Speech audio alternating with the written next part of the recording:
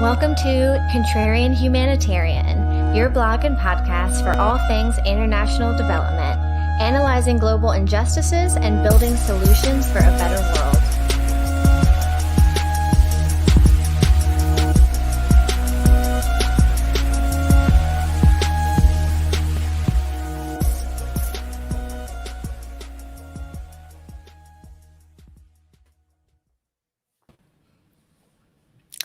Hello.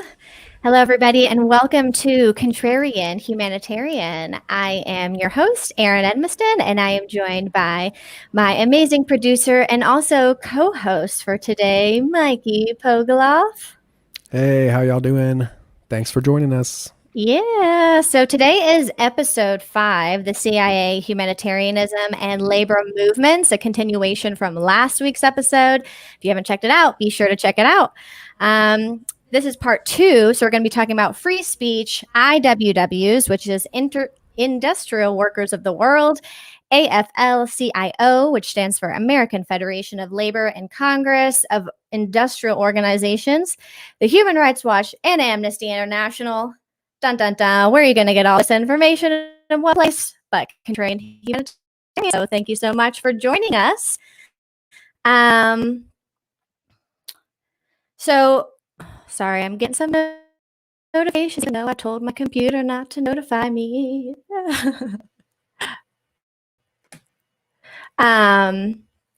So we are excited to share this amazing work by our two guests that we have on today.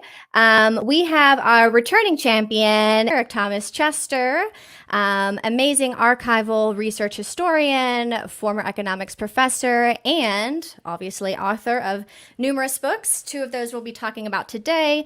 And then also Dan Kovalik, another returning champion from our second episode, will join us in the latter half of the show to continue our conversation of labor rights and also add information about Amnesty International and Human Rights Watch. So stay tuned for that. So Mikey, do you want to talk a little bit about why we're co-hosting today? Sure. As y'all know, Erin is our primary host and I am the producer. But sometimes I'll sit in to help out with hosting the show. And I think one of the reasons for that is we have very complementary sort of knowledge sets when it comes to the information we're dealing with. Erin's is much more on the ground, hands-on, dealing with refugee resettlement, has done a lot more traveling than me. And my background is, I know a little bit more about history. Certainly not a historian or anything like that, but when we get into a subject like today, where we're covering over a century of events, including labor history and all these different things, sometimes I can help Erin with a little context, historical context here and there that she may not know, and our viewers too. But we're going to try and do a good job today of asking Eric and Dan, our guests, to explain anything that our guests might not know. So that kind of works well with Erin. She's always good at stopping people and being like, hey, can you explain this or that? So yeah, that's why I'm here today. Yes. So we're complimenting each other. We're going to help each other out on this podcast. But obviously Eric and Dan will be, the primary people that are going to be talking and teaching us about all the things we have on the agenda for today. So we're going to try to keep this intro short so Eric can jump on soon.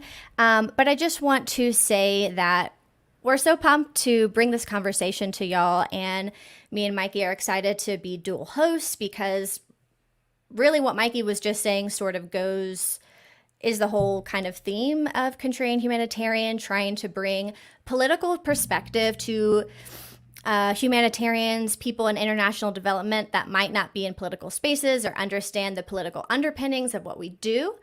And also vice versa, noticing that the left, at least in the United States, lacks often an international perspective. So also trying to bring to the U.S. left a more international perspective with all of our guests and humanitarian experience and understanding. So we're really excited about this show. We hope you stay tuned for the entire show. Learn a lot. Please ask questions in the chat box and we'll get to them towards the end. And yeah, so just a little bit about the show for today. Eric will come on and we're going to get into the Wobblies. Who are the Wobblies? I didn't even know until a month ago, so Eric will explain. So yes, we're going to talk about labor movements. And then, as I said, Dan will come in the latter half of the show. And then, continue to stay on because eventually Dan has to leave at 4:00 Eastern time. And towards the end of the show, also, we'll talk with Eric about free speech, which is another one of his more recent books. We're not going to spend a ton of time talking about free speech today because we want to plug, again, the Red Library podcast, where Eric has about a 2-hour interview with Red Library Pod, where he goes into his book, Free Speech and Dissent. So please check, yes, thank you. Free speech and the suppression of, I knew that wasn't right. Free speech and the suppression of dissent during World War I. So again, for a robust conversation, please see Red Library Podcast, shout them out. And we'll be getting into Eric's other recent work. Make sure thank you. The Wobblies in their heyday, the rise and destruction of the industrial workers of the world during World War I era. And we're also going to be touching on his anthology. Y'all, this is one of a kind. He has done some amazing, got some amazing, archival or documents from the archive that I'll let him share that story. This is really a one-of-a-kind piece, so be sure to check this out as well. Years for Industrial Freedom, the industrial workers of the world from the inside. So that's very interesting. So yeah, that is our podcast for today. Please be sure to subscribe and follow us on all of our social media. We're all over the place: Facebook, Instagram, LinkedIn, Twitter, and we also have audio version only podcast on SoundCloud and Spotify.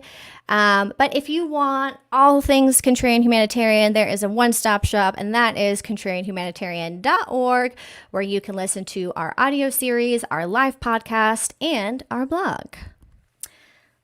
So we appreciate everybody so far that's been liking, subscribing us, and supporting us, and we hope to have your continued support. So, yeah, I think we got Eric in the waiting room. We're ready to go. Also, yes. Don't forget Dan is going to be in the second half, and we're going to move from throughout the IWW, the Wobblies, into the AFL history, and then after they merge with the AFL, become the AFL-CIO, some of their CIA contacts, and hopefully we'll have time to get into a little bit of Human Rights Watch and Amnesty International as well to sort of round out, bookend our humanitarian and labor movement discussion here, this 2-part series. All right, let's go ahead and bring in Eric. Hello. Here I am. Hi, Eric. Good to see you. Welcome. Good to see Good you to see you again. Thanks so much for coming on again. See if I can push this down a little bit. Yeah. There we go. Perfect. All right. So we're having a little bit of a change today in our schedule. So thank you for being flexible. So let's go. So we'll talk about free speech towards the end, if that's still all right with you. So let's start into the Wobblies, your book about the Wobblies during the World War I era. As I said in the introduction, I had actually not heard of the Wobblies until I saw your book. I'm very new to union and labor movements conversation, and this is why I'm really excited to have you, to have read, your books and to have you on to explain the labor movement, because you actually have a quote that I really liked. I think it's in your anthology about, let me get it. But essentially saying that it's important to understand this history because in order to face our obstacles in building a movement, we have to understand the past. And I agree with that and think it's extremely critical. So I'm excited to learn and have you explain. So, where would you like to start with Wobblies in their heyday to novice audience? Okay, well, let me just start with that quote. The idea, what I was saying was not only that it was important to learn from history, but in order to do that, it has to be accurate history.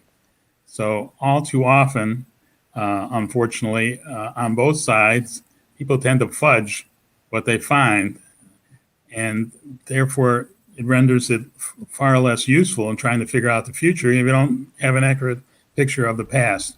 So I actually got some flack. I was a member of the IWW when I wrote that book. I got some flack from IWW members who said it was too critical. So, that's the history. Personally, I feel very positive about the IWW, but it wasn't perfect. It made mistakes.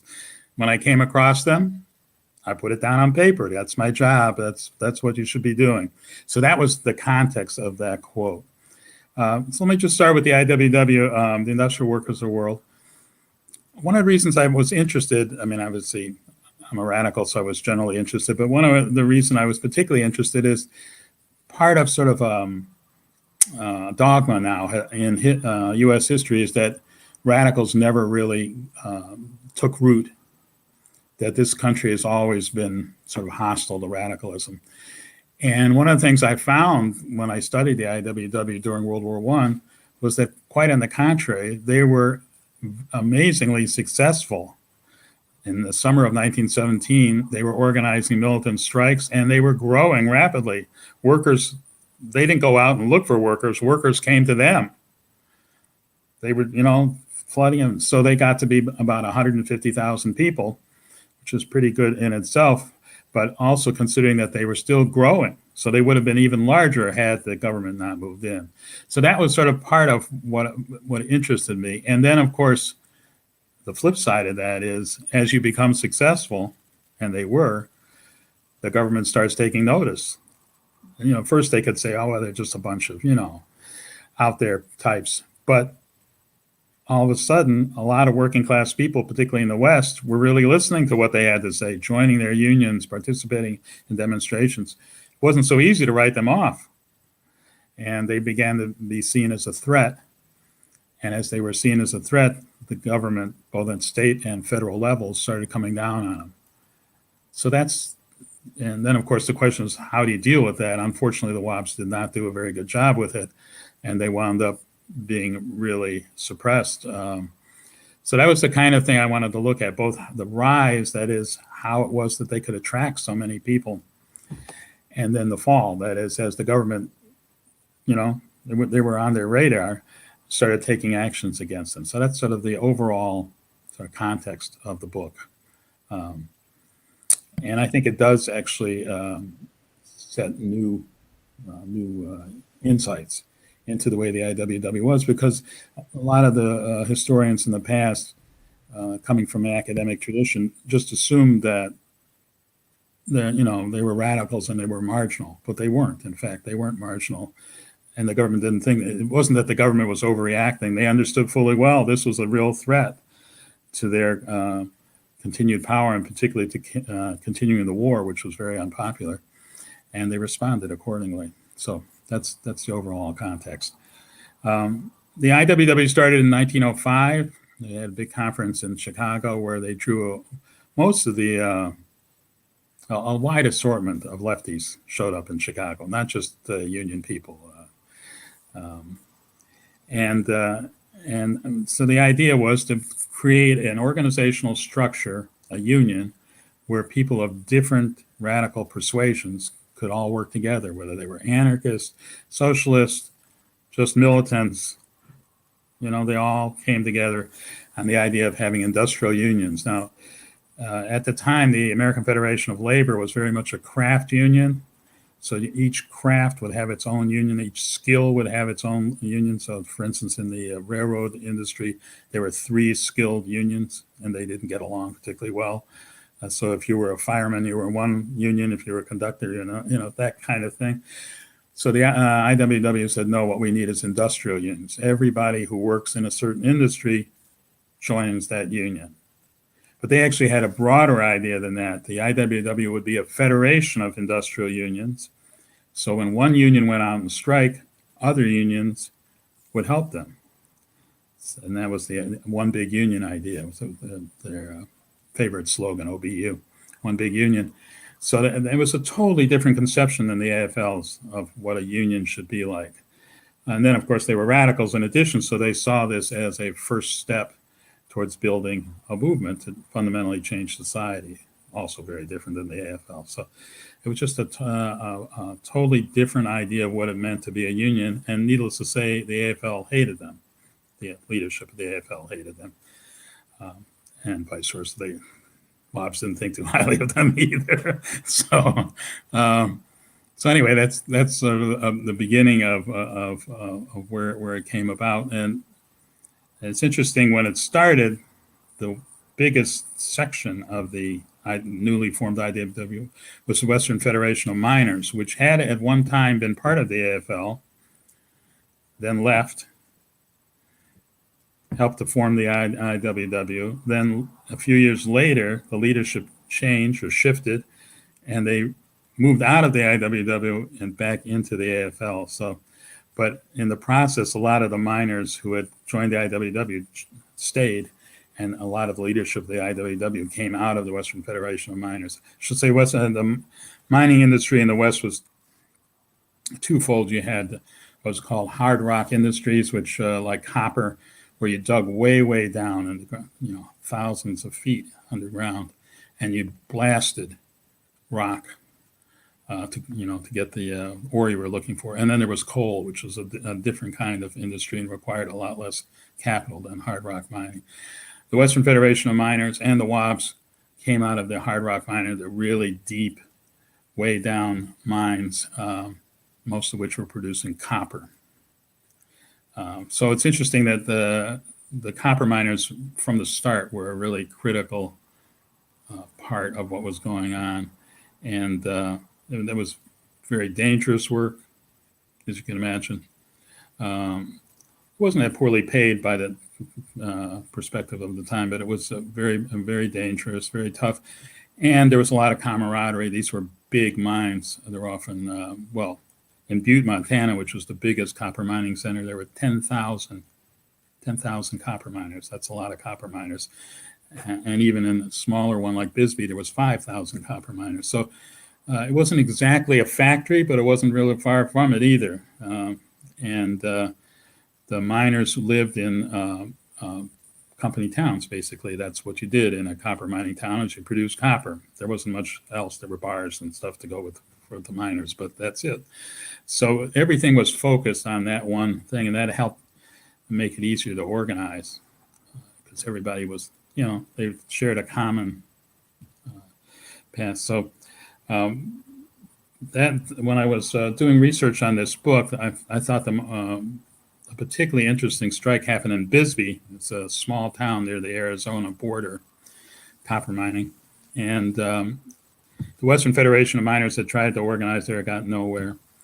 And in the spring of 1917, the WOBs decided to make that a priority, organizing copper miners.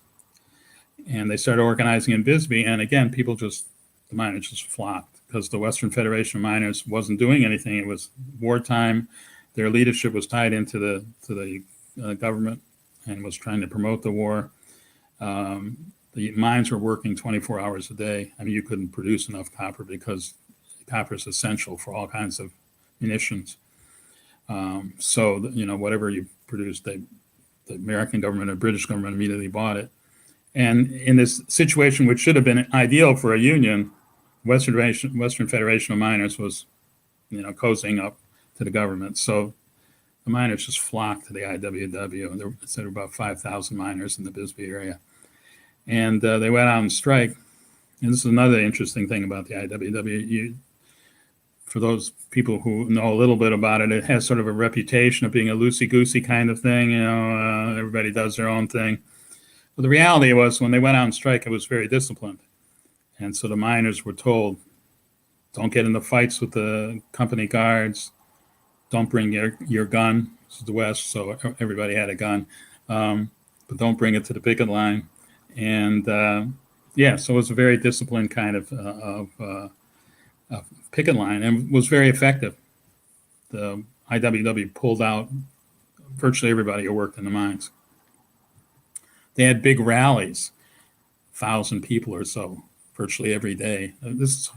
I've been to Bisbee, so it's hard for me to even envision this. This place is deserted now, desolate. But at the time, they would have rallies of 1,000 people, and they would give speeches about sort of ABCs of Marxism and stuff like that. And the miners would cheer, and and of course they talked about the strike and how they were going to win it. The strike was a lot about safety. I said the mines were very unsafe, so a lot of the demands had to do with safety. Needless to say, the company absolutely refused to negotiate with them. Wouldn't even talk with them. Forget reach an agreement. They wouldn't even talk with them. And this went on for about 2 weeks, and then at the end of the 2 weeks, the mining companies organized a vigilante squad of about 2,000 people armed with machine guns, started rounding up the miners, and shipped them off into the desert in packed cattle cars. It's amazing a lot of people didn't die. This was in July. You can imagine what Arizona's like in July. Right. Sorry. Again, who was responsible for rounding up these miners? Well, theoretically, they were sheriff's deputies, very theoretically, but the machine guns came from the corporations, the mining corporations.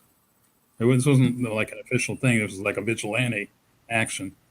And so you can imagine what the cattle cars were like.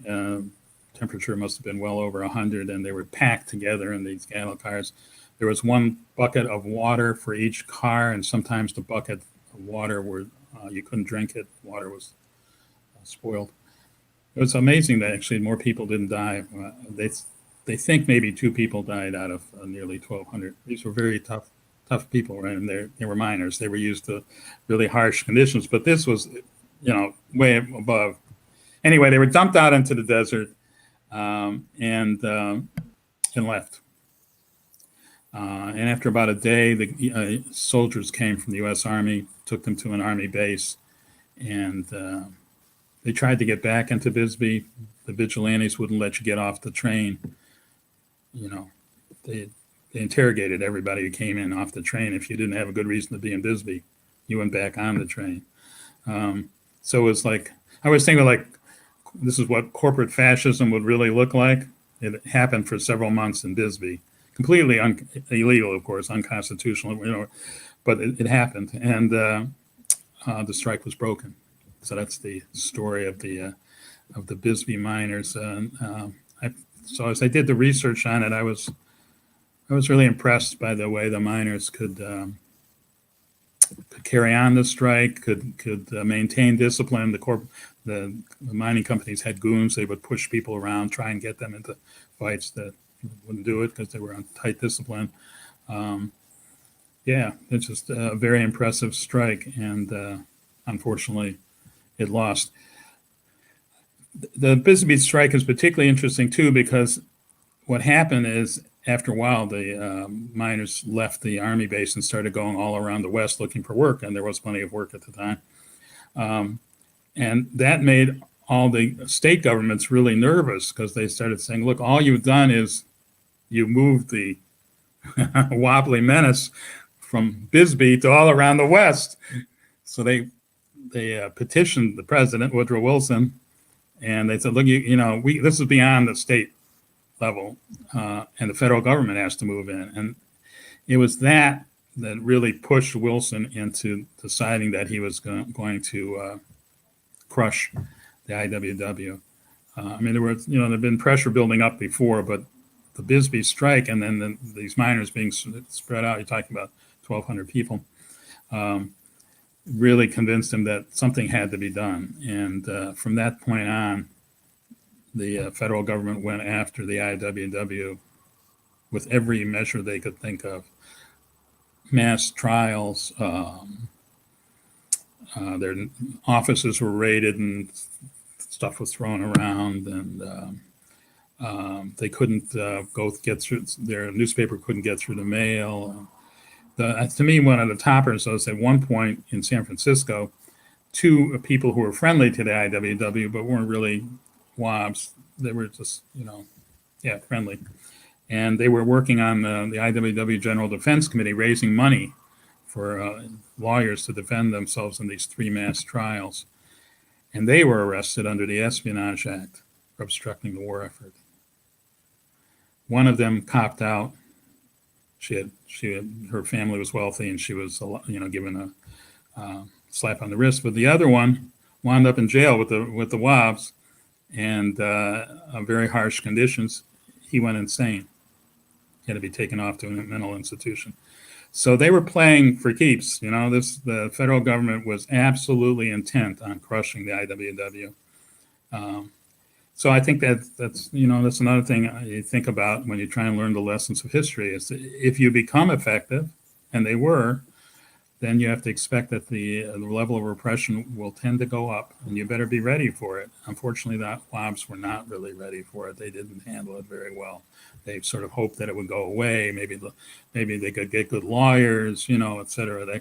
But it didn't go away, and the court system was rigged against them. So something to think about. Yeah, absolutely. I'm kind of interested. We didn't get a chance, just to be totally upfront, to go through all this material in the last week. It's just way too much. But we've been delving into it a little, and I think one of the things you found most interesting, one of the things I find interesting, is the internal disputes within the IWW over strategy, and that they echo a lot of the disputes that people have today in the greater organizing space of the left, or just in general organizing, I suppose. Can you speak to some of those? Can you go through some of the disagreements that were had? Okay. Well, partially this is where the anthology comes in. Although I also talk about it in the Wobblies in their heyday. Let me just tell you where the anthology came from, because it's an interesting story itself. So there was one big mass trial. There were 3 mass trials altogether, but there was one that was most important in Chicago, where the leaders of the IWW were tried. And it lasted for 5 months. Imagine that. There were dozens of witnesses, and almost all of them got convicted and got sentences between 5 and 20 years. So the transcript was huge, something like 15,000 pages. But they took it. They raised the money because they wanted to appeal it to the circuit court. The Supreme Court refused to hear it. Well, so in this court trial, each of the defendants had a dossier, because they had been raiding the IWW offices repeatedly throughout the fall of 1917. So they had literally tons of documents, tons. And there was a whole team of FBI agents called the Bureau of Intelligence then, who went through these documents, picking out what would be useful in that dossier. And that was then part of the record. Well, when the Supreme Court refused to hear it, apparently a judge decided that they would just remove all those dossiers from the transcript. And I found the one remaining transcript. It's like, eureka. I found it. So that's really the basis of that anthology. And of course, in that transcript, his correspondence was rank and file, but also between IWW leaders. And so they talk about their differences and what's going on. So the biggest difference they had was how to deal with the war. As it became clear that the U.S. would enter World War I, they had to decide what to do. Now, everybody knew that you were taking a risk if you continued to oppose the war. But on the other hand, the IWW had a history of opposing militarism, and in fact had passed a resolution saying that if the U.S. ended the war and there was a draft, they would try and organize a general strike. But so they had that history. On the other hand, the IWW leadership felt like if they went ahead and acted on it, they would immediately be thrown in jail. So they started fudging. And that was really the essence of the debate. Almost nobody supported the war. That was a very, very small number. Almost all the activists and leaders of the IWW opposed the war. It's a very unpopular war. But the question was, how outspoken should you be? And the rank and file in particular were more militant than the leaders, which I thought was interesting. Even in the IWW, let alone a traditional AFL union where you expect that. But in this critical moment, when you know things were really tense. It was really the rank and file who pushed and said, "We're opposed to the war. We want you to start organizing against the war. Demonstrations, whatever. Not just them. They issued sort of vaguely anti-war statements, but they wanted them really. And of course, there were other groups that were opposed to the war as well. So to be part of a broader militant anti-war movement. And that really split the IWW. So you had most of the leadership saying, no, let's just focus on our workplace issues, downplay any opposition to the war. And then there were rank and file and a few people in the leadership. Frank Little was one of them, who was saying, look, it's our principle, right? We just said what we're going to do. You can't just, because now it's, that doesn't work. And so there was it was a really heated debate, but basically the leadership won. They never did actually effectively organize against the war. Whatever organizing happened at the grassroots, that's where it happened. And so the letters between Frank Little and Big Bill Haywood, the Secretary Treasurer of the IWW, are in the anthology. It shows you, you get a real feel for what that debate was. And you have to remember these two people were very, very close. They'd worked together for 15, 20 years in very tough circumstances. And yet this issue really tore them apart. Little was saying to Haywood, you're not keeping our principles. Our principles oppose the war. Yeah, we know it's going to be tough, but that's what we have to do. So that's a good example of the kind of internal debates they had. And of course, needless to say, this didn't get played out in their newspaper. The newspapers sort of had the fudgy position. They didn't have like pro and con kind of things, no. So you have to dig. And I find that just generally to be the case. If you want to find out what really happens, you got to dig, because it's always the case. There's a lot more happening beneath the surface than is on top of the surface. So speaking of Frank Little, and speaking of what you mentioned earlier about when the level of resistance and the success of that resistance rises, the suppression rises as well. Can you touch on what happened to Frank Little? Sure. So Frank Little was a very prominent figure in the IWW. He was a former miner, and he was the lead organizer in Arizona, organizing the Bisbee and other strikes. So he was very well respected. And he was sent to Butte. Butte is a complicated situation. They had an independent union that was had IWW members who were in the leadership. It wasn't an IWW local. It also had left-wing Socialist Party people who were in the leadership. It was complicated.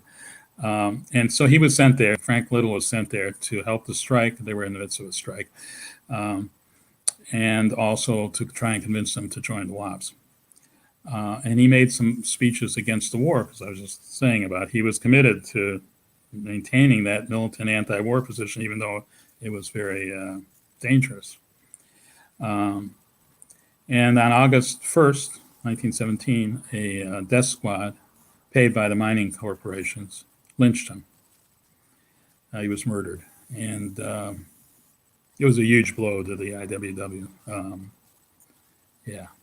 Just a cartoon about it. So, they were used to quite a lot of corporate violence, but this was at a different level. When you start sending out death squads, you've moved beyond. It's not it's the kind of thing you expect in Central America. You don't expect in the United States, but it happened. And needless to say, nobody was ever prosecuted, even though the government clearly must have known who was involved. No one was ever prosecuted for it. So it was a huge blow. And, he became a martyr for the IWW. It was remembered by a lot of people. It was a very dangerous time. And after he was murdered, they pinned on a little note on his body with initials. And the initials were supposed to relate to other leaders of the Butte miners. And so after that time, those Butte miners slept in different places, different nights, they had bodyguard, they had guards at night to try and protect them so this wouldn't happen again. The other thing about the Little's murder is that until then, the government had not intervened directly. But after Little was murdered, the U.S. Woodrow Wilson sent in federal troops to patrol the streets and, of course, to help break the strike. And they stayed there for years. Well after the war ended, there were federal troops patrolling the streets in Butte. They would beat up people who, would see in Union people. And it was like undeclared martial law. It was the military occupation of Butte. Then that followed after Frank Little's murder, which I think was part of the idea from the mining corporation, was saying, look, either the federal government intervenes or we'll take care of it with our goons. Of course, for Wilson, there was a third alternative. He could have tried to actually protect the miners, prosecute the murderers, but that wasn't on the table. So instead, he sent in federal troops, and they beat up on strikers. Yeah. One thing you showed that cartoon that I was going to mention, but I think it's important to think about. The IWW made a big point of trying to create a counterculture. Songs, cartoons, newspapers. I mean, they just tried to create a counter. I mean, we live in a different age with the computer and all that, so it would be a different kind. But it's an important thing to keep in mind. They didn't sit around and say, "Oh well, the Chicago Tribune isn't covering us." No, they assumed that they wouldn't get good coverage in the mainstream media, and they tried to think of, their own ways. And so they had little songbooks. Joe Hill. People know about Joe Hill, right? Joe Hill was who's a rank and file WAB who was a songwriter, and he wrote for the songbook, and some of his songs became really famous. But it was I think a quite conscious decision to see, because they sort of viewed themselves as a prefigurative organization, as they were prefiguring a future society, and of course that future society would have a different culture. But you got to start doing it now, not just say, "Well, someone down the road." Right now you got to start doing it. And so that's about Joe Hill's execution. He was accused of killing somebody in a robbery in Salt Lake City. No one knows even now exactly what happened, but yeah, he was. It was interesting. He became the most famous wobbly because he was a martyr. And he had these songs that were so popular. He was actually just a rank and file union member, which I think in a way is really positive that that it wasn't a top-down organization. There was plenty of room for people at the rank and file level to contribute, whether it be all kinds of different ways. His particular contribution was songs, and they're still songs, so it's pretty cool.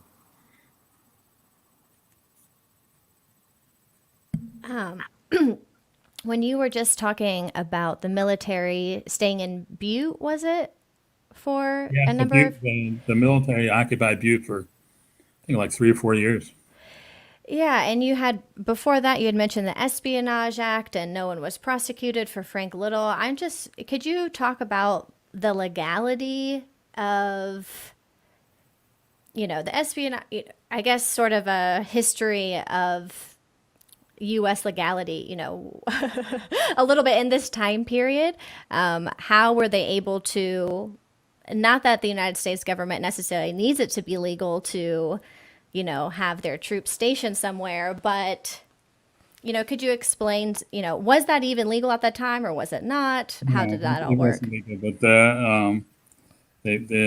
they should not have been doing it. The troops in Butte are a complicated question. Troops have been sent in the past when there was disorder in various states, but generally they were immediately withdrawn at the end of that disorder in Butte. Well, first, the disorder didn't come from the strikers; it came from the corporations, and second, it went on for years. So, no, it wasn't legal. But then, who was going to challenge it? The Espionage Act. So Woodrow Wilson understood that when he entered the war, it was very unpopular. They knew that. And they knew they were going to have to suppress dissent. That was going to have to be part of it. Otherwise, it wouldn't work. So they passed the Espionage Act, which is still in force. Much of it is still in force. And as the name tells you, it had mostly to do with spying.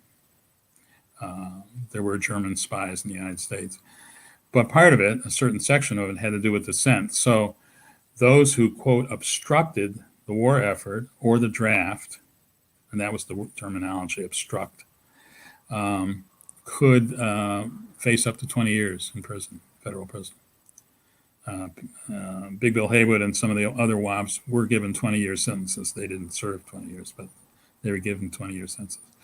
So, and the government interpreted, the Justice Department interpreted obstruct in the broadest kind of way, so that we're actually getting into free speech here. But Eugene Debs, we'll talk about later, gave a speech in which he referred to U.S. troops as cannon fodder. That was sufficient basis to be convicted under the Espionage Act. He could have been sentenced to 20 years. He only got 10 and served 2.5. So it gives you an idea. The courts,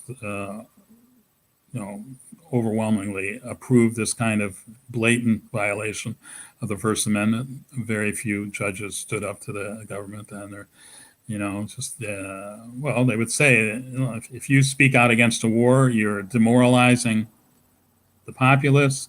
That encourages people not to enlist in the military. Thus, you're obstructing the war effort. That was that kind of argument. That's the kind they made. And under that basis, forget free speech. It's down the toilet, because almost anything can be interpreted that way. If you can stretch it so that anything that might possibly demoralize the population, that is, make them less supportive of the war, is obstructing the war effort, well, free speech is just gone. That's it.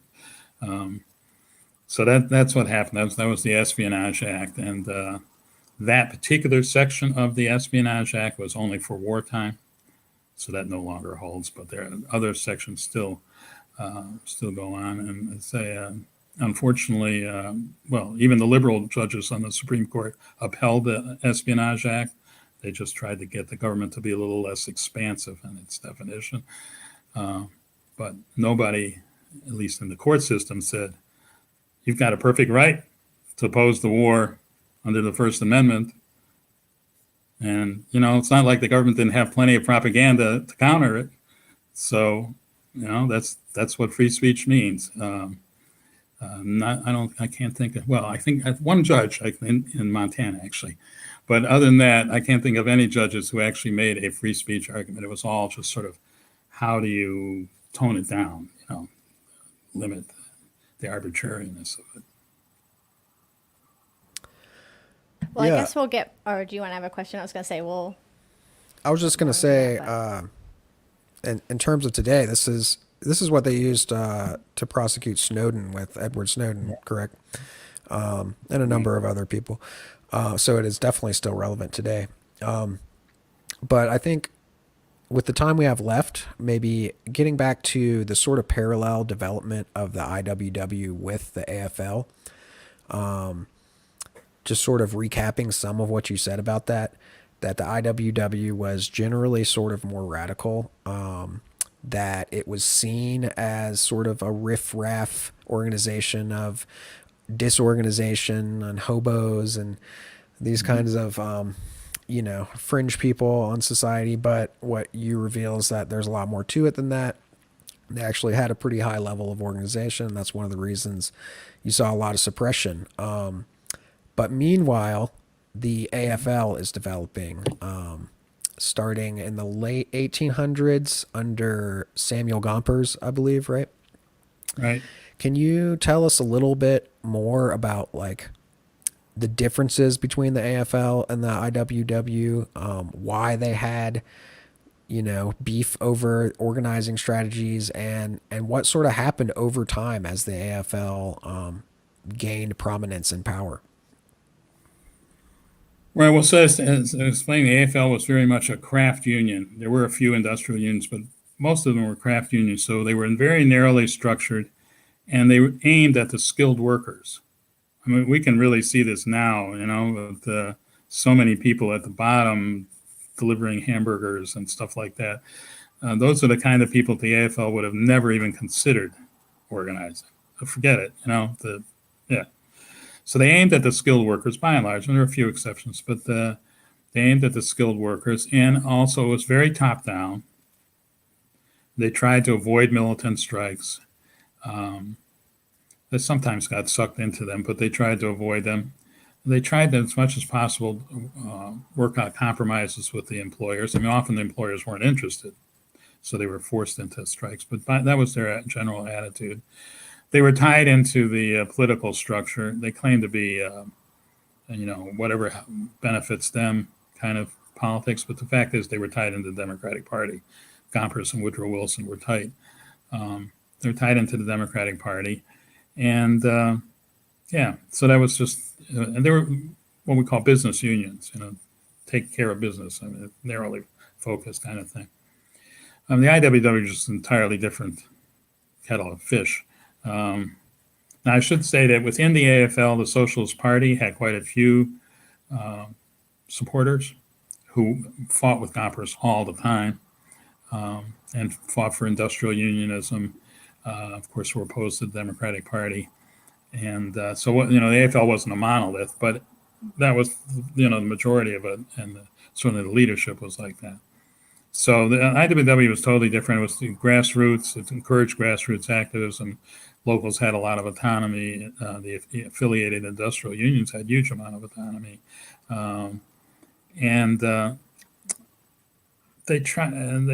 They had tried to see themselves as part of a bigger movement for social change.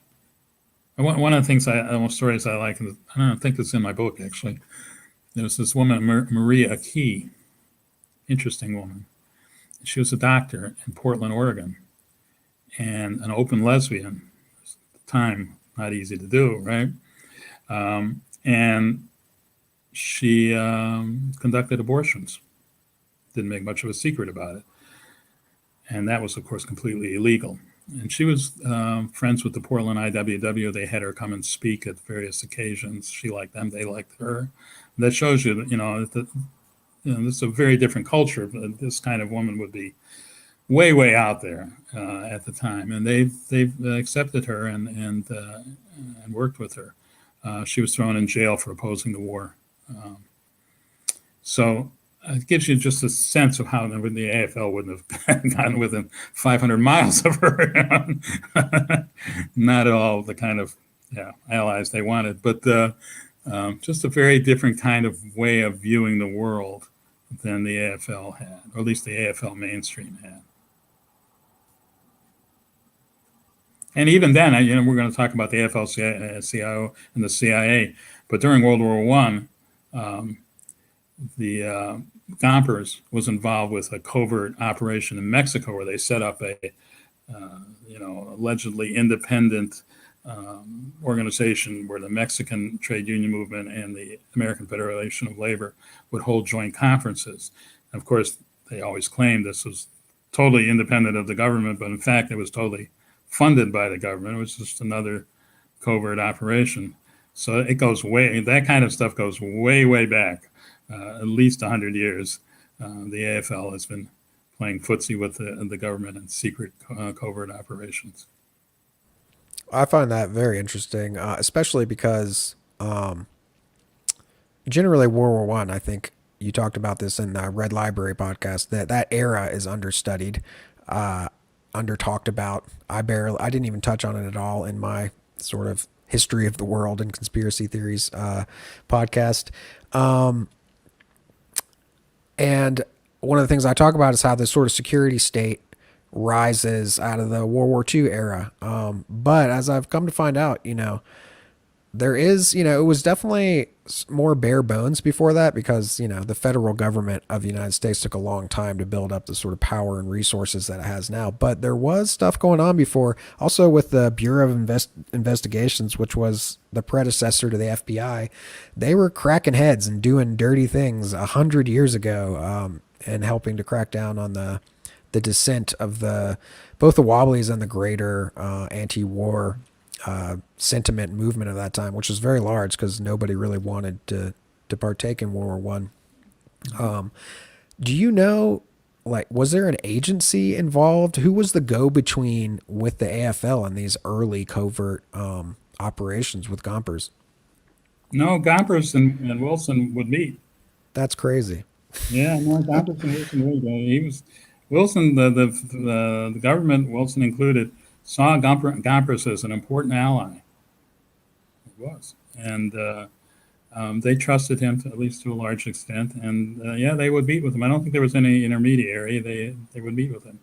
Um, Why did and they see him as an ally? And, can you maybe like, because today labor is so marginalized that even mainstream labor like AFL is not really seen as an ally to anybody in the federal government really. Why did they see him as ally? Was it because of he sort of walked this line of moderation between the more radical labor organizations, or was it Yeah, another no, reason? I have all of that, but you also got to remember one reason that the powers that be can dismiss the union officials these days. They don't have, they don't count for much. I mean, and everybody can see that. Um, uh, the public sector unions are the one exception to that, but in the private sector, they've decimated the unions. Right now, during the First World War. There was this kind of groundswell of radical sentiment. There was full employment. So, you couldn't just fire people because, I mean, it was hard to find a replacement and they just find another job. There was no real threat.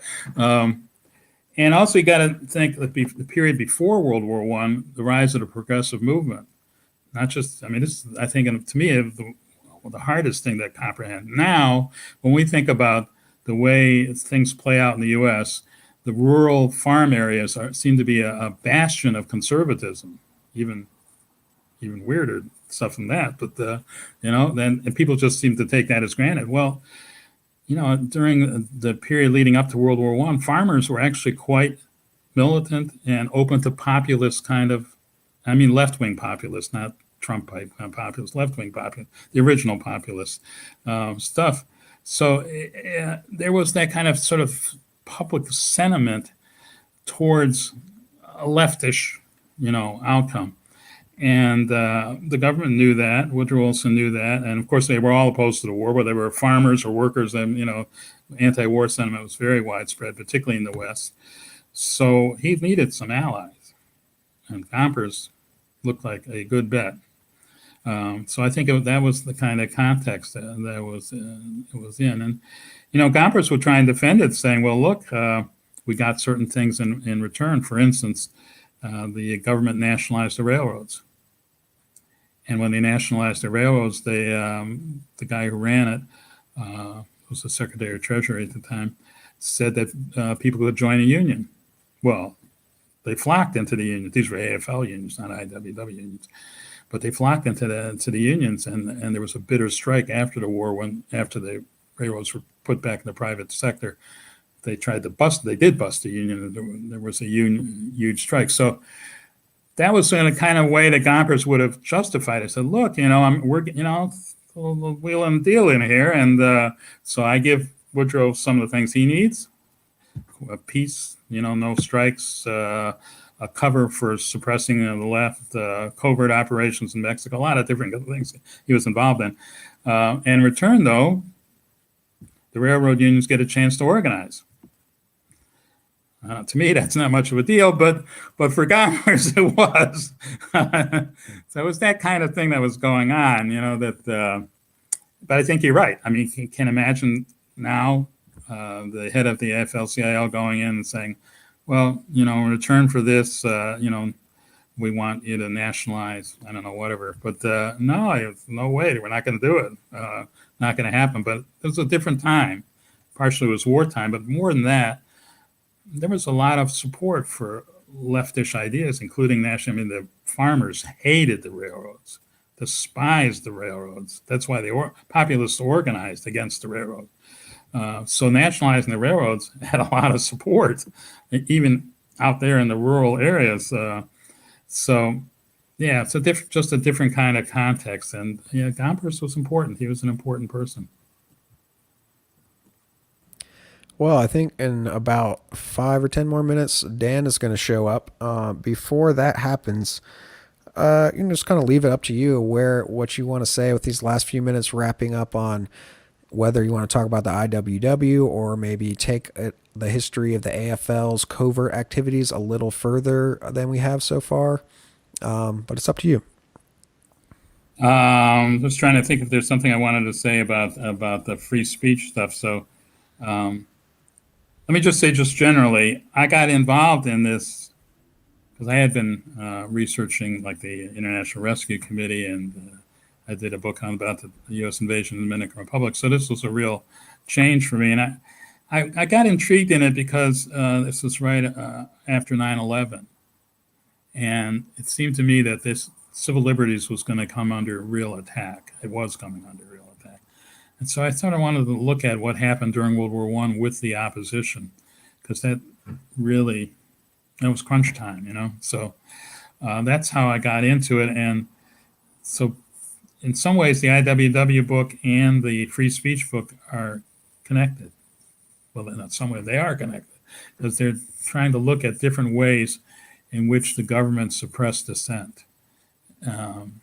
And different targets. And the IWW was the priority target, but when they got done with the IWW, they moved on to the Socialist Party. And when they got done with the Socialist Party, they moved on to progressives. That's one of the things that became clear to me. It's not just a cliche, it's the truth. It's once you start having these autocratic governments, one group goes, then the next group goes, then the next group goes. There's no real end to it, because after a while, anybody who says anything that's in any way critical of what you're doing, you've convinced yourself is obstructing the war effort, and you need to get rid of them. So I sort of looked at how that happened during World War I, and the Wobblies were the most successful radical group. They were a immediate priority target. But then when they got done with them, they started moving on to groups that were nowhere near as radical, and yet they still felt, the concrete example, in the first few months, you could write that the World War I, arose out of imperialist rivalries. You could write that, and they didn't like it, but they would tolerate it. By early 1918, that got you a conviction under the Espionage Act. That was sufficient proof that you were obstructing the war effort because you said, and actually one of the points in the Espionage Act, it said you can't pass false information. So it's hard to believe, but it's true. The government would go into court and say, look, you're claiming that World War I arose out of imperialist rivalries. That's a lie, because Woodrow Wilson says we're fighting for democracy. That's it. Off to jail you go. So, yeah, that's sort of the context in which I started looking into all this, and yeah, I think there's important lessons to be learned there. That you can't parse free speech. Once you start parsing free speech, you're heading in a very dangerous direction. Everybody has the right to present a point of view, as long as they're not immediately and directly inciting violence. We're not going to like some of those points of views. That's life. But it's important to maintain those principles. And I think World War I shows what happens when you don't follow that principle. After a while, anybody can be subject to imprisonment. Thank you. So, before Dan comes on, so would you say that it was worth, or it would have been worth the Wobblies or any organization to stand firm in their anti-war messaging rather than fudging it or trying to walk a weird line, because ultimately they still were killed, prosecuted, attacked, No, you're absolutely right. Fudging it didn't do any good. It just antagonized your own base, and it didn't satisfy the government because they always wanted more.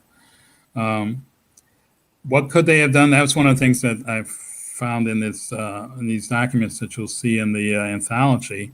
There was somebody on the General Executive Board, Richard Brazier was his name, and as the war geared up, he said, "Look, we're going to become a target of repression. We should oppose the war, and we're going to become a target of repression. Let's go underground. Let's move the headquarters to Mexico, and we'll start developing an underground system. Now, it's not going to be a panacea, but it would have been a smart move. Because instead they just were sitting ducks, and the government just off they went. So yeah, I think that would have been a wise thing to do, and that's a tough thing to do because the WAPs were proud of being open, transparent, but at certain times when the level of repression becomes too high, really you don't. Your choice is jail or going underground. So better to go underground, and they would have been wise to do that. And he did actually make a concrete proposal. Haywood just sort of blew it off. I think it was a big mistake. Haywood, I know it's hard to understand, but Haywood actually had confidence in the judicial system. He thought if they got the right lawyers, they could get off. Don't ask me why he thought that, but he did, and he wound up in jail. But I think that was the real alternative. And yes, they should have. But the halfway didn't do any good at all. If they were going to, if they were going to capitulate, they had to capitulate the whole way. But of course, then the rank and file would have been, screaming like crazy. So instead, they fuddled, and they didn't please anybody. That rarely does that kind of thing work. Take a clear position. Right. I think the important value is truth. So if you're going to be a truth teller, you need to stick to truth. And if you can't openly speak to truth, then as you said, maybe you should find another way where you can speak truth until the time comes when you can speak your truth to the masses. Right. Oh. Yeah. Well, thank you. I think it was hard for people in the United States to come to terms with the idea that it could become so repressive that you had to go underground.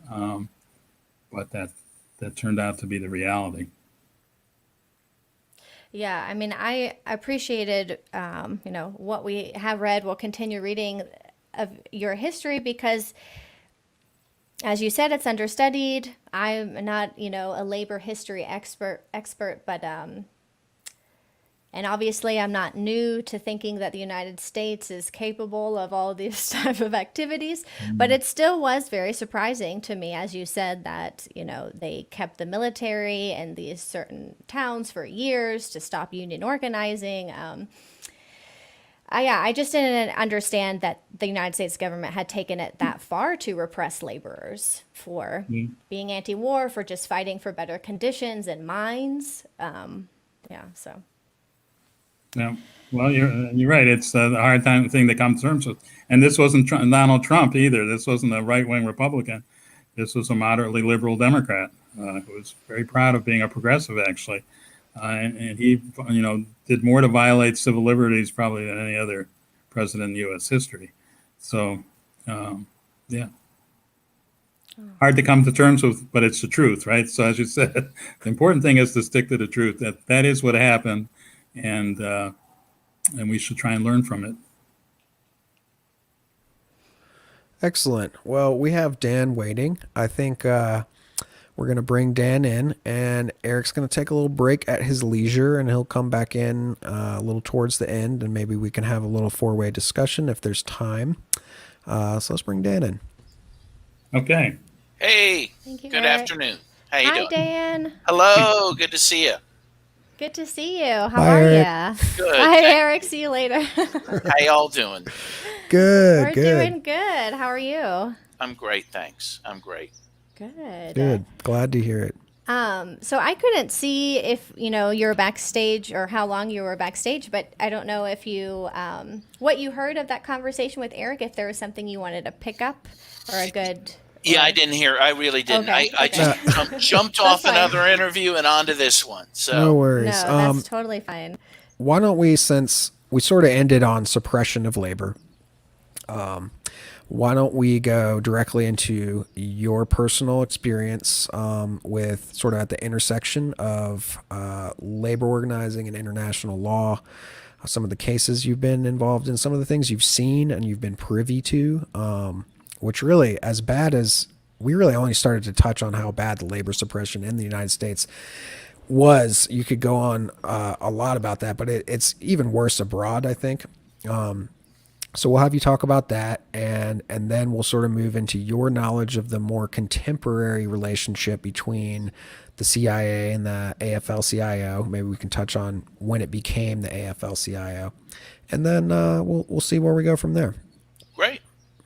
Sounds good. Well, so I mean, the big issue I worked on as a lawyer for the steelworkers, where there was that intersection with international issues, was with Colombia, South America, a country that is very critical to U.S. foreign policy. It's probably the closest ally the U.S. has in South America.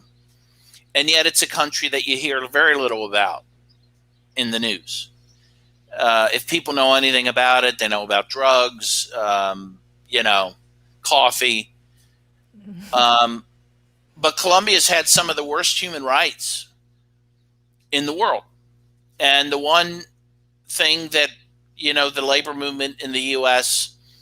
became aware of is that for years, Colombia has the worst case of anti-union violence in the world. More trade unionists are killed in Colombia every year than any country on earth. And that's been happening for decades now.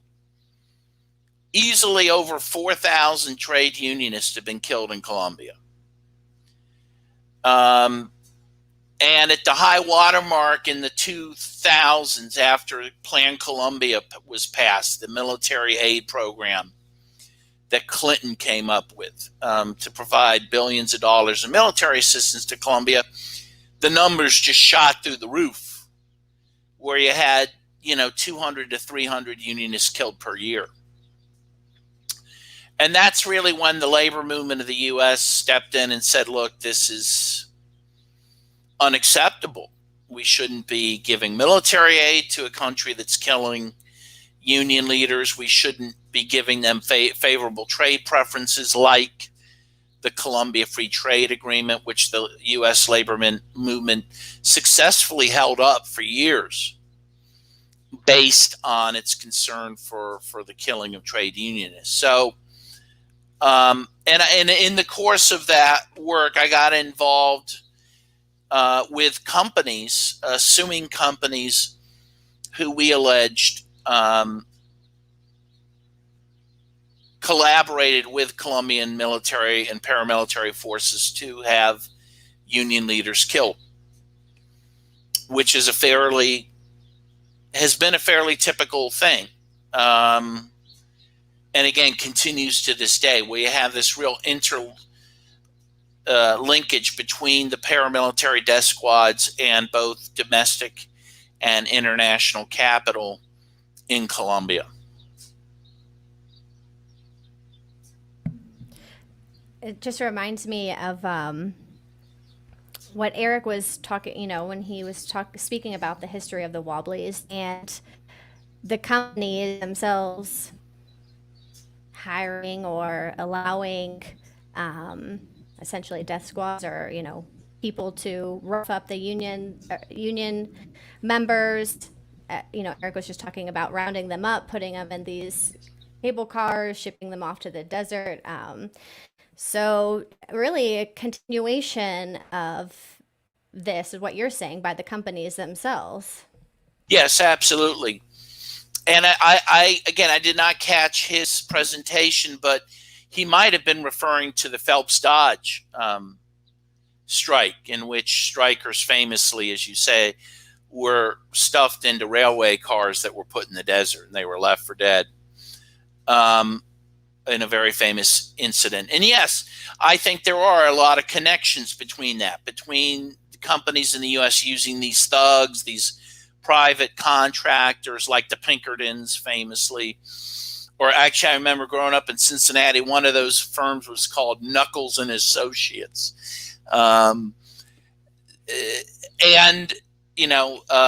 Companies using military and paramilitary forces abroad. There's a real connection there.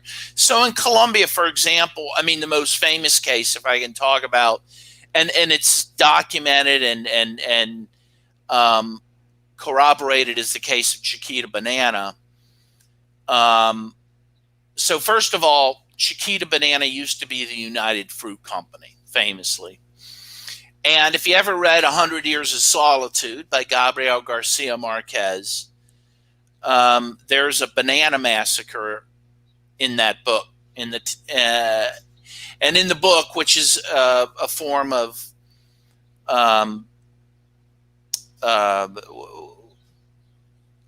what do they call it? Magical realism. Yeah. Mm. What happens is there's this strike in this town by banana workers, and they're killed and loaded up on in trains, by the way, and shipped away, and the bodies are never seen again. And this was based on a real incident in 1928 in the town of Cienaga, where United Fruit prevailed upon the military to do what Marquez documents in the book, the mass murder of these banana workers.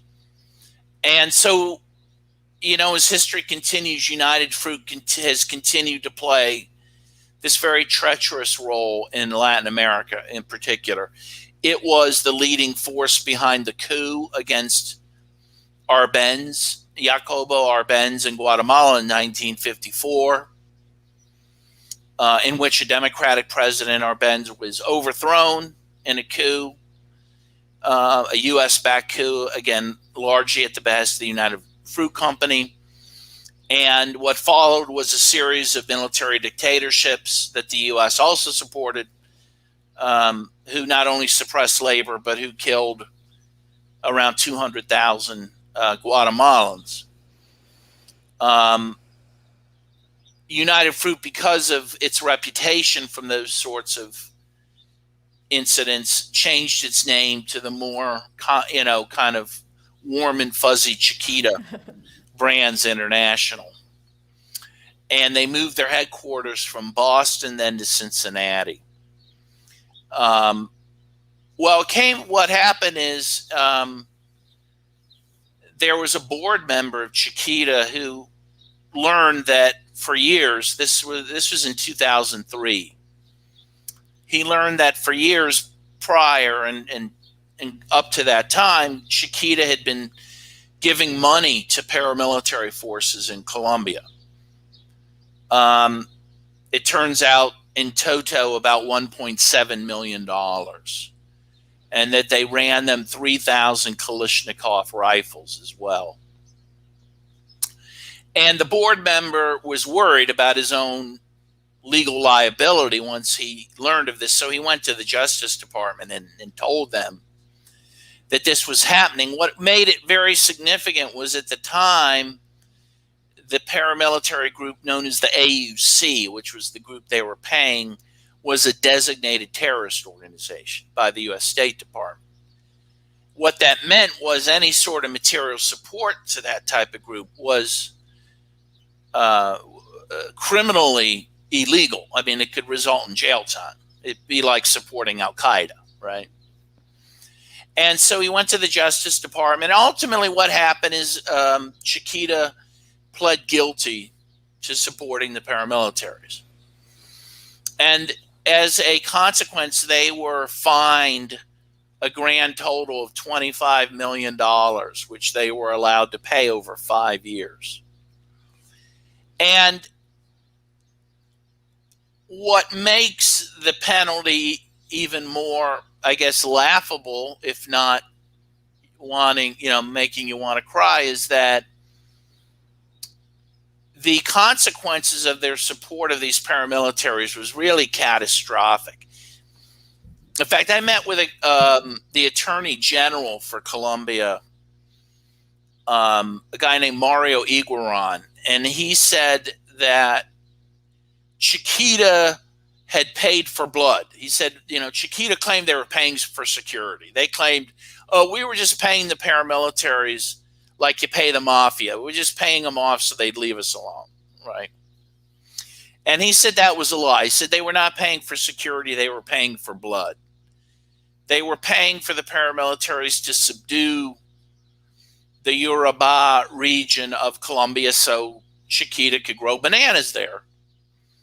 And in the process, these paramilitaries killed thousands of Colombians, literally thousands. mostly Afro-Colombians, by the way. And what he also said, this Iguaran, was that not only did the paramilitaries kill thousands of people as a direct consequence of this aid in that region, but they also, because of that support, became a dominant force in Colombia, throughout Colombia. And they remain dominant. Again, while Colombia is completely out of the news,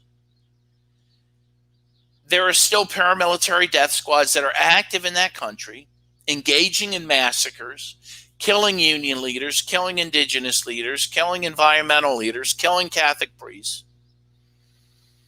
And again, the support that Chiquita gave to these forces allowed them to become a powerful force, including a powerful political force in Colombia. So both, really, the last three presidents of Colombia, Alvaro Uribe, the most notorious, Juan Manuel Santos, and the current president, Ivan Duque, they all have had a significant relationship with the paramilitaries. Uribe, who was very close to the U.S., he got the Presidential Medal of Freedom from Bush, and he also was invited to the Obama White House, right? He came out of Medellin, and he was very close and worked with the Medellin cartel, including with Pablo Escobar. And they helped give rise to his political career, in which he became president, and he was a powerful president for 8 years. And this was the high watermark of Plan Colombia. So during his tenure, the U.S. was giving $10 billion in total during his time in office to the military, while they knew, and again, you can read human rights reports on this, you can read a lot of accounts on this. They knew that the military was working hand in glove with the paramilitaries, sharing the weapons we gave them, sharing equipment with the paramilitaries, and even the soldiers during the day were paramilitaries at night. Everyone knew this. And during this time, you had some of the worst human rights record that Colombia's seen, really, since La Violencia in the 50s. And it should be noted, not only, were the paramilitaries carrying out massacres, the military we were funding were carrying out massacres. And so, as surfaced later, and as the military would admit to, it was engaged in something called the false positive scandal at this time. Again, when it's receiving all this money from the U.S., it was taking young men, civilians, people they knew who were civilians, killing them, dressing them up as guerrillas, putting weapons in their hands, and then claiming they had killed guerrillas. They would even announce, they would lure young men with the promise of jobs and say, hey, come to this job recruitment fair or whatever. And young people would go, and they'd be loaded up on buses, and they'd be shot and killed. And again, dressed up as guerrillas. The International Criminal Court has been investigating this. It's believed anywhere between 6,000 and 10,000 people were killed in this way. Now, and part of it was largely done to justify U.S. military aid, because they wanted to prove to the U.S. they were killing guerrillas. So they pretended to. It's just this incredible thing. And again, this got almost no press, right? Every time Hugo Chavez would fart, or Nicolas Maduro would, drop a fork at the dinner table, it would be on the nightly news, right?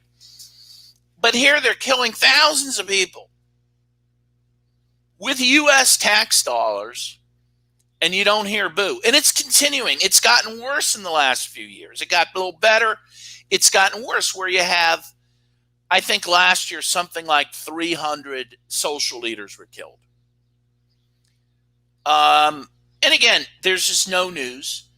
80 Catholic priests have been killed in Colombia since 1984, 2 bishops. And according to the Catholic Bishops' Conference, they were killed because they were advocating for the poor. Again, one might think someone would care about such matters, but there's nothing. Yeah, if I could just, to your talking about Colombia and the news and the relationship with the United States and no reporting about all of these human rights abuses. This past week, I don't know if you saw, but I saw 2 reports. I read one of them, I think it was in the New York Times, about Colombia deciding to allow Venezuelan migrants up to stay in Colombia, I think on a sort of like a 10-year visa type thing. But the article that I read was very interesting because, of course, no mention of what's going on in Colombia. And what they said about Venezuela is, I wish I could remember, but they said Colombia is graciously accepting all of these Venezuelans because Venezuela is a failed socialist state, is what they said. Or like they said they have failed socialist ideas or something like that. But they made it seem like, it's all Venezuela's fault. No mention of, what's been done to Venezuela by the United States. So, yeah, just to go along with what you're saying, we're not hearing human rights abuses in Colombia. And in fact, that article I read looked very favorably on Colombia because it said, oh, look how great Colombia is. They're taking all these Venezuelans. They're going to do this, And I just couldn't help but wonder the whole time, like, what is really going on here below the surface? Yeah, no, it's an amazing thing. And again, I think the tale of these 2 countries, Colombia and Venezuela, is very instructive to the U.S. propaganda system, right? You have 2 South American countries, roughly the same size, right next door to each other. And the coverage that's given them could not be more different. For example, you never hear of the 6 million Colombians who live in Venezuela, who have fled Colombia over the years to flee violence and go to Venezuela. You don't hear about incredible economic deprivation in Colombia, a country that is not under U.S. sanctions and that, in fact, gets a lot of U.S. aid, right? So, for example, I give this example. Right across the Venezuelan border is an area known as La Guajira. In fact, La Guajira is a I believe it's a peninsula that it crosses Colombia into Venezuela, like it straddles it. And within La Guajira live the Wayu people. That's the largest indigenous tribe in Colombia, and they live in Venezuela too. So their territory straddles both countries. Well, on the Colombian side, and I visited La Guajira, I visited the Wayu people there. They're starving to death, and they're dying of thirst. Literally thousands of children have died due to starvation and lack of water. And so, the irony was when, what's his name? The guy from the UK, Richard Branson had this, he had this charity concert in Colombia on the Venezuelan border, allegedly to raise money for Venezuela, as part of a propaganda thing. He could have just given the money to the people right there, right? But we don't learn about those people. And so the thing with the Wayu as well that's fascinating and sad is the reason they're dying largely is because they had this river that ran through the territory, and they got water from it. They were able to, water their crops from it. A mining company, an international mining company called Cerrejón, has blocked up the water with a dam and uses all the water for itself. So the river now is completely dry. you can stand right in the middle of it. It's bone dry. And so you have international company that is causing the death of all these people. Everyone knows it within Colombia. I mean, anyone who pays attention knows this is happening. And yet all you do is hear about the, deprivations in Venezuela. And it was interesting. I'll give another example, and I hope I'm not going too far afield, but I do find the U.S. propaganda system fascinating. So there's a guy named John Otis, who's a Latin American correspondent for NPR. And I pay attention whenever he's on. Because frankly, to me, he sounds like a CIA mouthpiece. I don't know that he is a CIA asset, but if he's not, they owe him some money because he does a great job for them. But in any case, he did a story on the Wayu people in La Guajira in Colombia, and he talked about that they're starving and they don't have water, and that was okay. That's good that he said that, but he gave two reasons for this. He said the reason they're doing so bad is because of their backward culture, first of all. And then second of all, because at that point, because of sanctions, Venezuela was not allowing people to take goods into Colombia and sell them for, cut prices. So, and he never mentions the river or Cerrejón, right? So ultimately, these people are starving, and whose fault is it? Their own and Venezuela's, right? And so, this is how consent is manufactured. This is why people of good intention will believe we should overthrow the government in Venezuela and not know about, again, the horrible crimes that are being committed in Colombia and that have been for many, many decades, largely with U.S. support.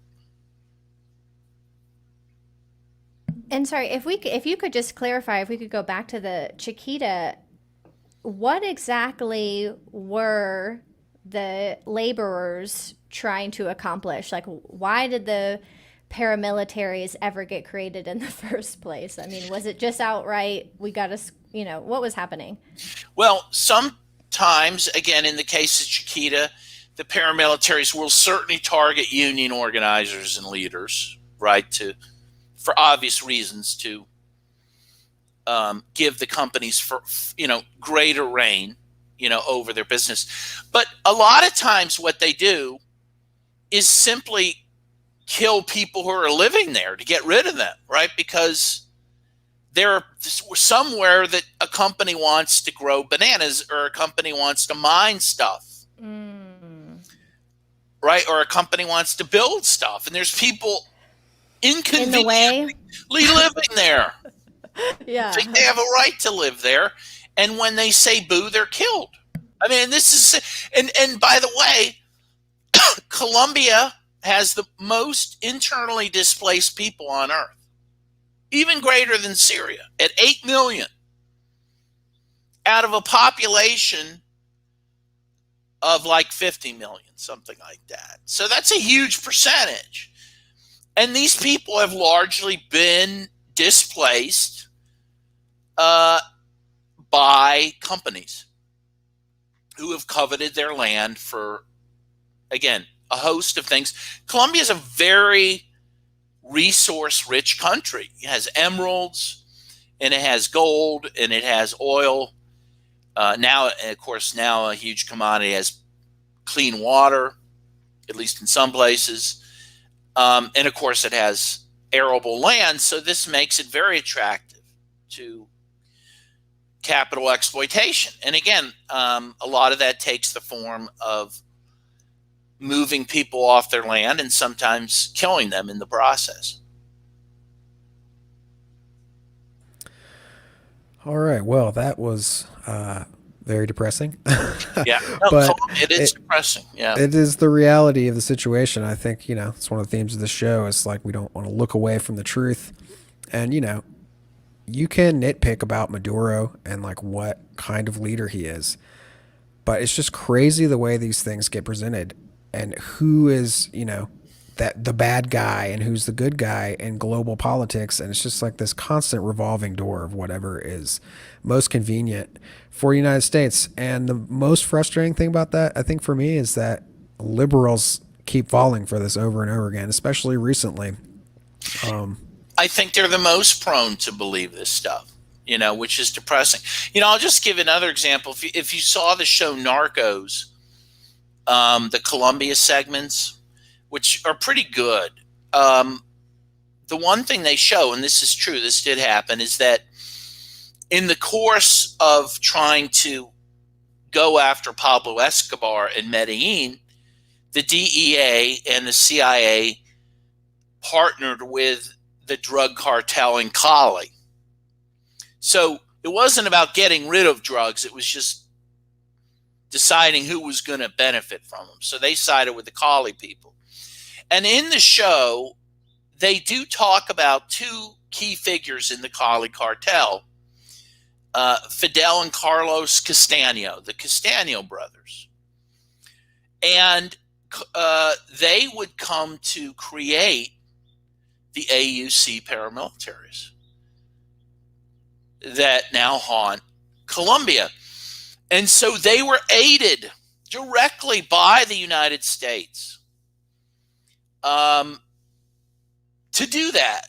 And this goes back to the 1960s when a guy named General William Yarborough, working for John F. Kennedy, came up with the idea of the paramilitaries.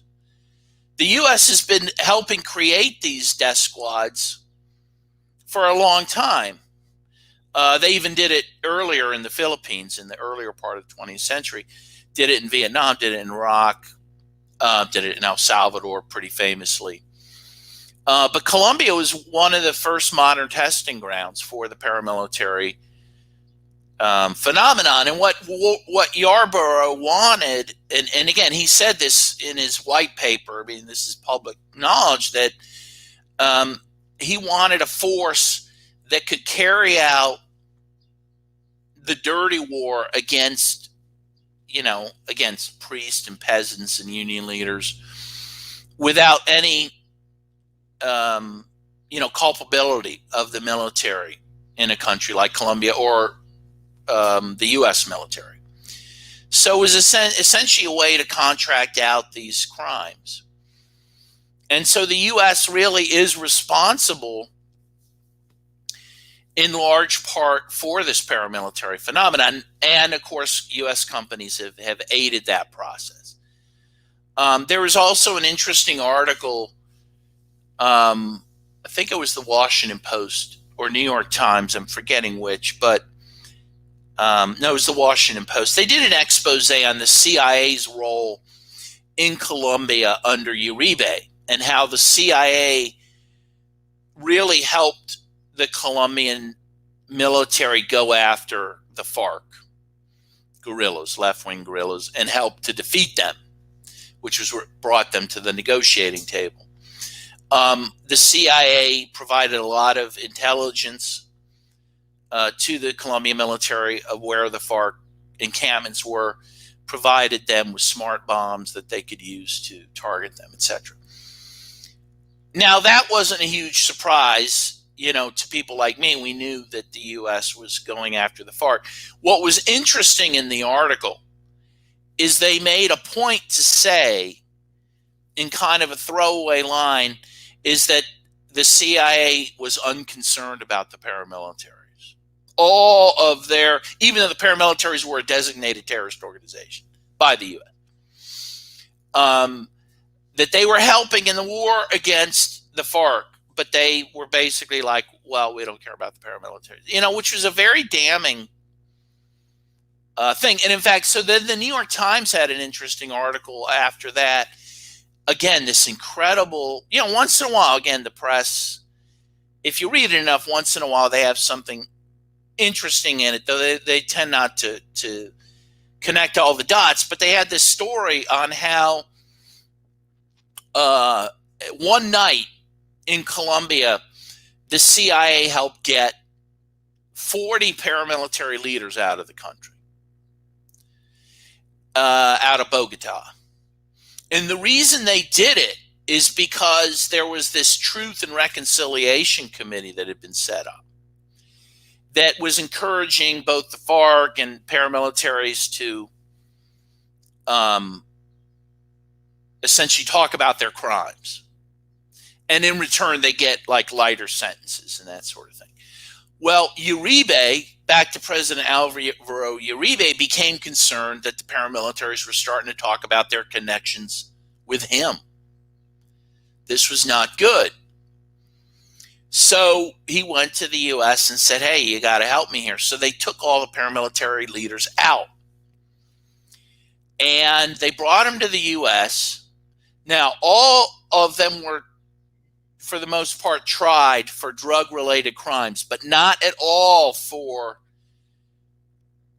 their human rights abuses, because they didn't want them to talk about those because that might connect them with Uribe. And what this New York Times article talked about was that they all got light sentences as well up here, and some were even given political asylum after they left prison. And some of these people are the worst people you've ever heard of. One guy they called him the Drill because he was a rapist, and he mostly preferred to rape children. And he was given a deal here in the U.S., this paramilitary. It's incredible, right? Now, again, it was good. It was in the New York Times. There was one article, and then it was done. You never heard of it again. You don't hear about it on NPR. This should have been a scandal, right? When we're keeping poor families from Mexico from coming here and giving, again, asylum to these murderers, which is what they are. But it shows, again, the connection that the U.S. has with these death squads. Let me just jump in here since we're on a bit of a tight schedule. Why don't we do the AFL-CIO part in the very end? And since we're talking about manufacturing consent and how these things play out and how people get impressions, and you mentioned how humanitarian organizations are involved specifically with Venezuela, and how these things, like, I don't know which one it was, but I know there was a story about they went there with supposed humanitarian aid, and Venezuela government, being suspicious of this, turned it away. And then this is, of course, then used to say, oh, they're refusing international humanitarian aid. And there's more to that story too. I think that particular convoy of aid may have also been full of not aid. I'm not sure about that, but the point I'm making is that let's talk a little bit about Human Rights Watch and maybe Amnesty if we have time, and how it's important. I don't want to say that they don't ever speak the truth or do good work, but that it's very important to understand how they are operating in conjunction to a large part with Western powers and doing this manufacturing of consent that we're talking about. Yeah, well, yeah, I'm happy to talk about that. So in terms of this aid, I think it is worth talking about because this was this aid convoy, for lack of a better word. This was direct aid from the United States, I believe the USAID. And this was being done, I believe it was January of 2019. This is just when the U.S. had recognized this Juan Guaido as the interim president of Venezuela. And so they set up this, what they clearly wanted was a conflict at the border that would have justified a U.S. military invasion. So they sent or tried to send these semis full of aid into Venezuela. And the interesting thing about that was that at least one or two of the trucks were set on fire.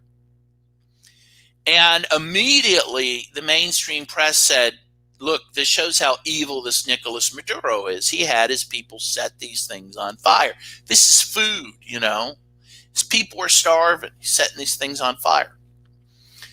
And this was based on CNN reportage at the scene. Meanwhile, Max Blumenthal from the Gray Zone was also there, and he videotaped what happened, and it clearly showed that they were set on fire on the Colombian side, not by Venezuelans. They were set on fire by Colombians. And at first, no one picked up Blumenthal's report. They were all relied on the CNN people who claimed they saw something they couldn't have seen, and that was that somehow they were set on fire from the Venezuelan side.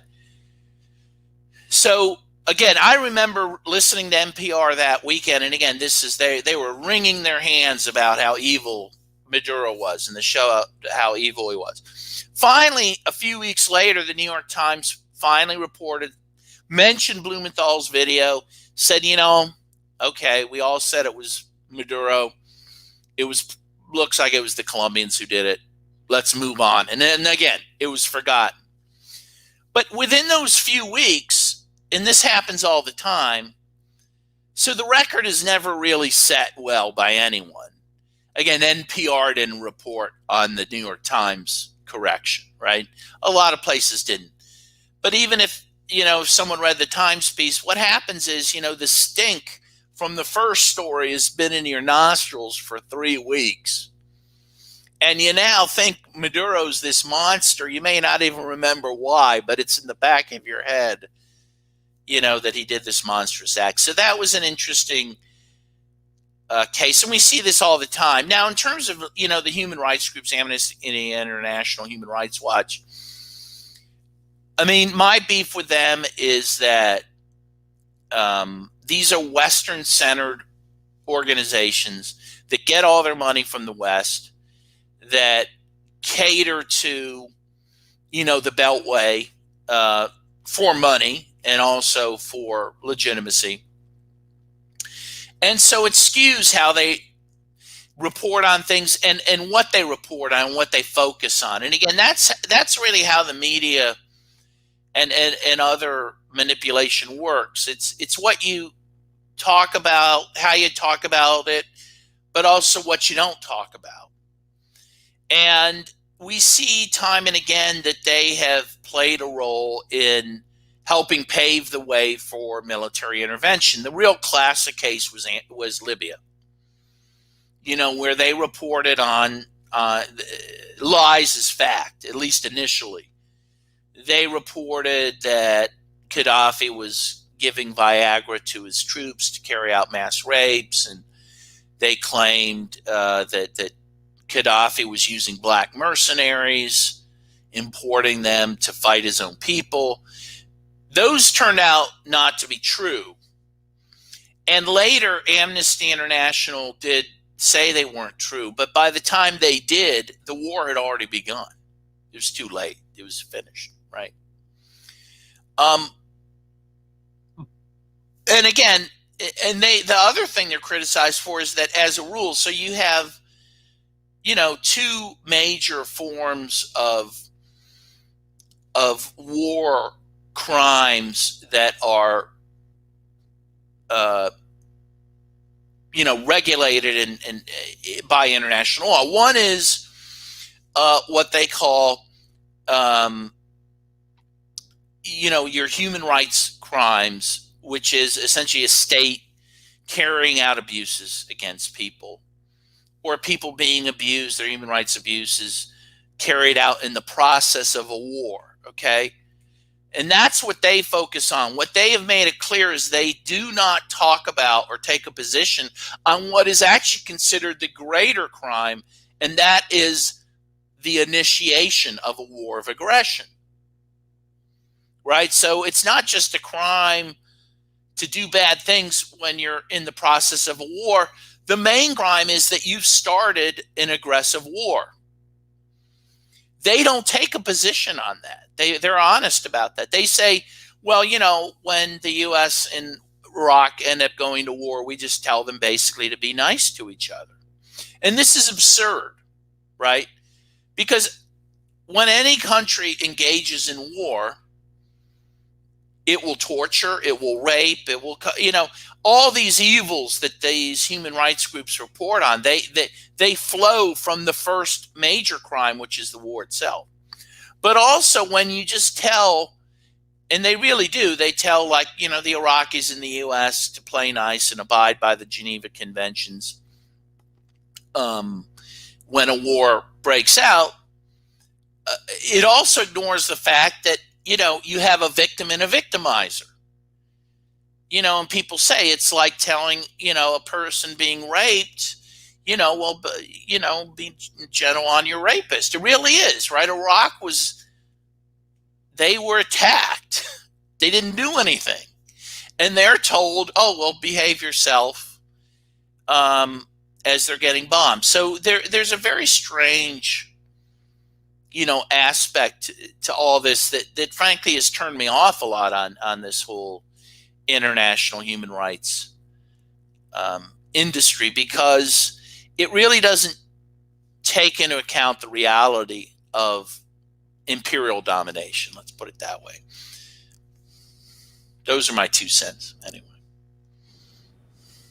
Excellent. Well, I know you got to run in a little under 15 minutes, but I was listening to one of your other podcasts. I think it was on Historically, and they raised the topic of the AFL-CIO, which is not something I don't know if you've done a deep dive or you're an expert, but you definitely had some interesting things to say. So if you just want to briefly touch on that, and maybe a little bit of the context of why American laborers in the AFL-CIO would have been okay with this or susceptible. Why did they take the side of the CIA?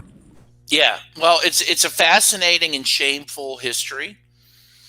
It begins after World War II.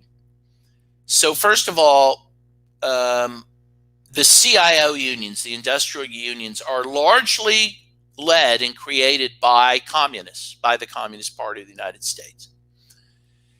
After World War II and the beginning of the Cold War, the Truman administration decides that this is unpalatable and tells the labor groups to purge themselves of their communists. They have to sign an anti-communist pledge, in fact.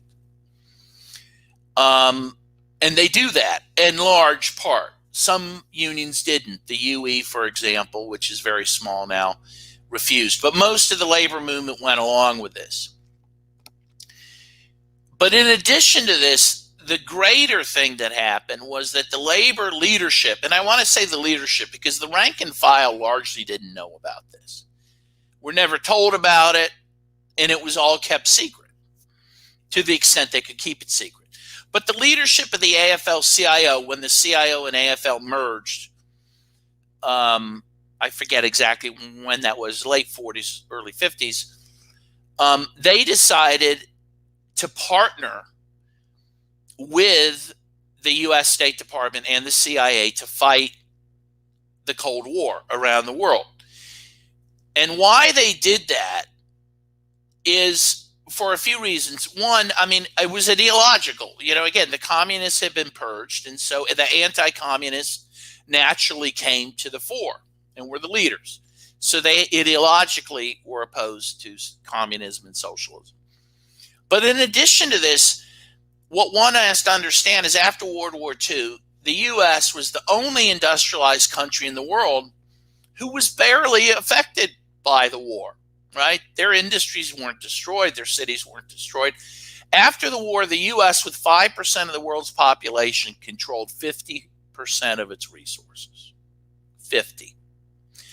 And so the labor leaders decided to make a deal with the capitalists in this country. Hey, we got 50% of the fucking world's resources, if I can say that on public. Let's just, we'll divvy it up and give us good wages and good jobs, and we're with you, man. And we'll go fight them commies. Okay, so a deal was struck. And so the labor movement worked with the CIA in overthrowing Arbenz in Guatemala in 1954. They worked with the CIA to overthrow Allende in Chile in 1973, paid the Teamsters there to go on strike to undermine Allende. They helped support the dictatorship in the Philippines and South Korea. The U.S. labor movement for years, their international arm was an arm of U.S. foreign policy, openly. And in fact, to such an extent that when the CIA, after the Frank Church Commission hearings in the 70s, exposed a lot of their crimes, and it was decided the CIA should back off a bit from its covert ops, Ronald Reagan created the National Endowment for Democracy to take over a lot of that work, a lot of the coup operations that the CIA had been involved in. And the NED, in turn, had only three organizations that it worked through. The International Democratic Institute, right, which is the international wing of the Democratic Party, the International Republican Institute, and the AFL-CIO. And so this showed exactly what this relationship was. Now, obviously, I'm not old enough to remember Chile in 73 or Arbenz in 54, but I was around when there was the coup against Chavez in 2002. 2002, right? Yeah. And I happen to know that the AFL was openly supporting the coup.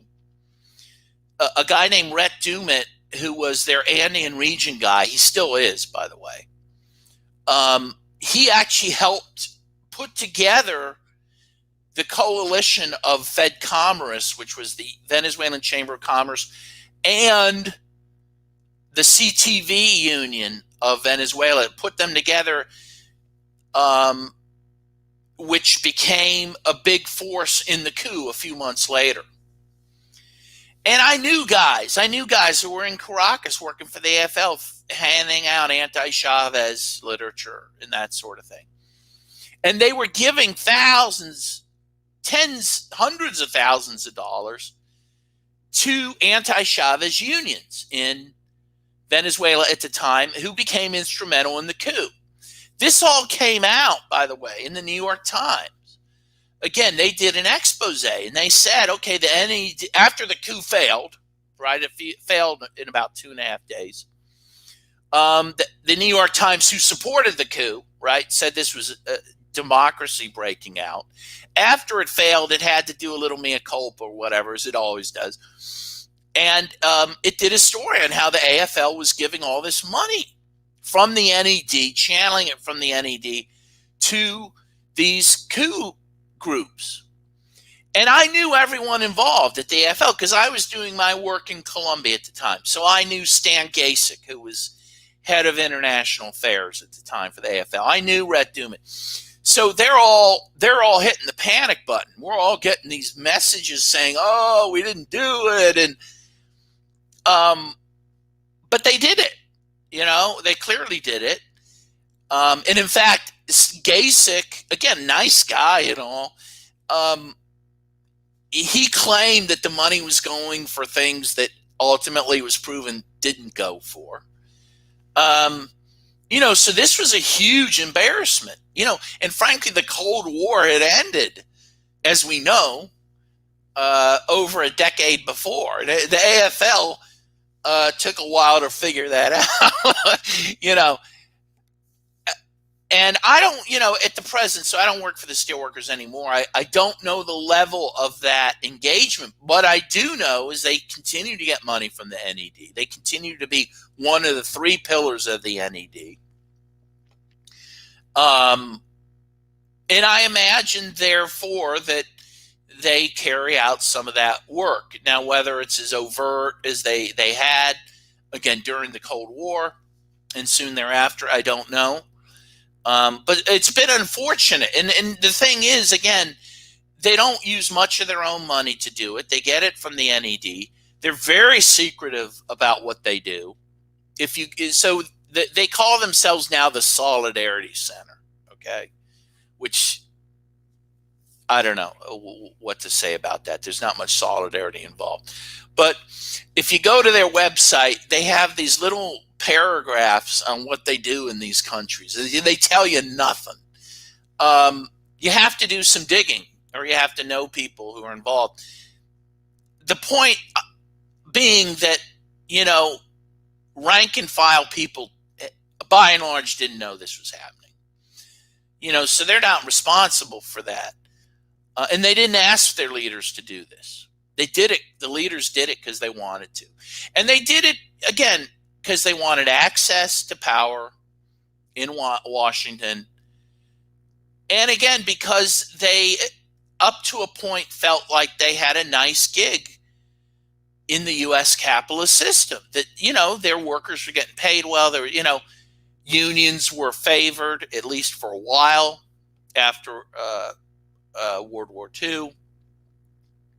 And again, like the AFL being slow on the uptake of the Cold War ending, they were slow on the uptake that their deal had ended sometime probably in the 70s, that the capitalists had decided they didn't want unions anymore. They weren't going to be paying good wages anymore. They didn't need them. And yet the labor movement, by and large, kept up its part of the bargain in continuing to engage in these international adventures. I'll actually tell you, too, I again, you just learn stuff by being around. I worked for the Steelworkers for 26 years. One of my bosses was a guy named George Becker. He was president for a time, and he knew my politics, and he knew all my interest in Latin America. I was like the one kind of, token commie in the union. As one of my other commie friends says, yeah, they can't have more than one or you got a club. So, but they're happy to have one. So he once told me on an elevator, he told me that he was involved in the coup against Arbenz in 54. And it's always on an elevator, isn't it? It's always on an elevator. It was before they had security cameras in elevators. But anyway, so you learn some stuff. But that didn't surprise me. His son actually told me that when they were kids, they thought their dad was a spy. And I guess in a sense he was, really. And the AFL-CIO had a lot of those spies, and some regretted what they did. I had another guy, Ray McDonald, I knew. He was in Vietnam when Saigon fell, and he had been involved in operations in Vietnam, against the left there. And it's a fascinating story. It all hasn't been written because, unlike the U.S. government, there's no FOIA requirement for the AFL-CIO. You can't compel them to give up information. So a lot of the information has kind of been pieced together over time. There's a guy named Kim Skypes. I think he's at Purdue. He's written a lot on this. There's stuff out there, but Phil Agee, who was in the CIA, when he wrote his book, The Company, he talks about the labor movement too. But again, you kind of have to find it out by hook or by crook, because to the extent it was documented, no one's getting those documents. So with that, I have to leave. I'm actually doing food delivery today. That's my charitable work. So I got to get some food to people. But I thank you for having me, and I enjoyed it, and I'd love to come back if you will endure me. Of course, of course. Thank you so much, Dan. We really appreciate all of your work and knowledge and sharing it with us. So thank you, and have fun delivering food. Thank you. Bye-bye, everyone. Dan. Bye, Take Dan. care.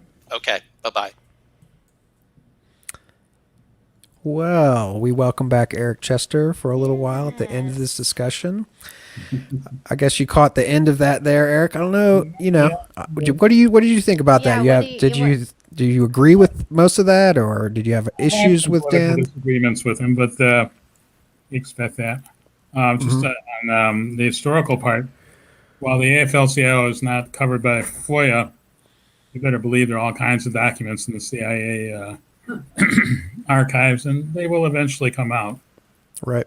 There would be higher officials above the CIA that would be involved in it. So one of the things I've learned is you're surprised how many copies of highly sensitive documents. Everybody Right. wants a copy, and if say there are 10 and 9 get destroyed, you got to find the 10th. So I think you could actually find stuff on the AFL-CIO. I guess that's one thing. Two, just to correct the historical record, CIO unions were organized by CPers. They were also organized by Socialist Party people and by radicals of various persuasions. My father used to work for the auto workers, which at one time was the most important CIO union. And it was actually organized by Socialist Party people and Communist Party people who, for a while, were in a coalition. Then they fell out. But anyway, it's a lot more complicated history than that. And actually, just to be clear, the Communist Party in the 1930s was following a popular front policy, so they actually supported Roosevelt. They were supporting the Democratic Party. Socialist Party was to the left of the Communist Party because it was critical of the Democratic Party. That's just a historical note.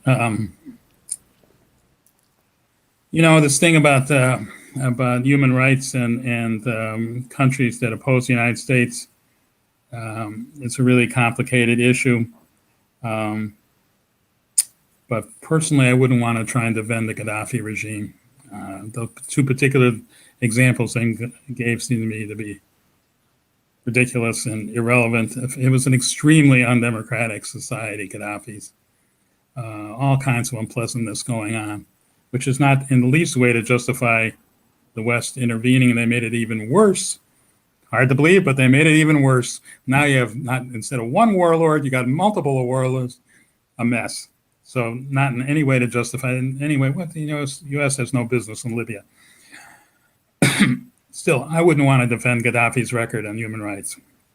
It was awful.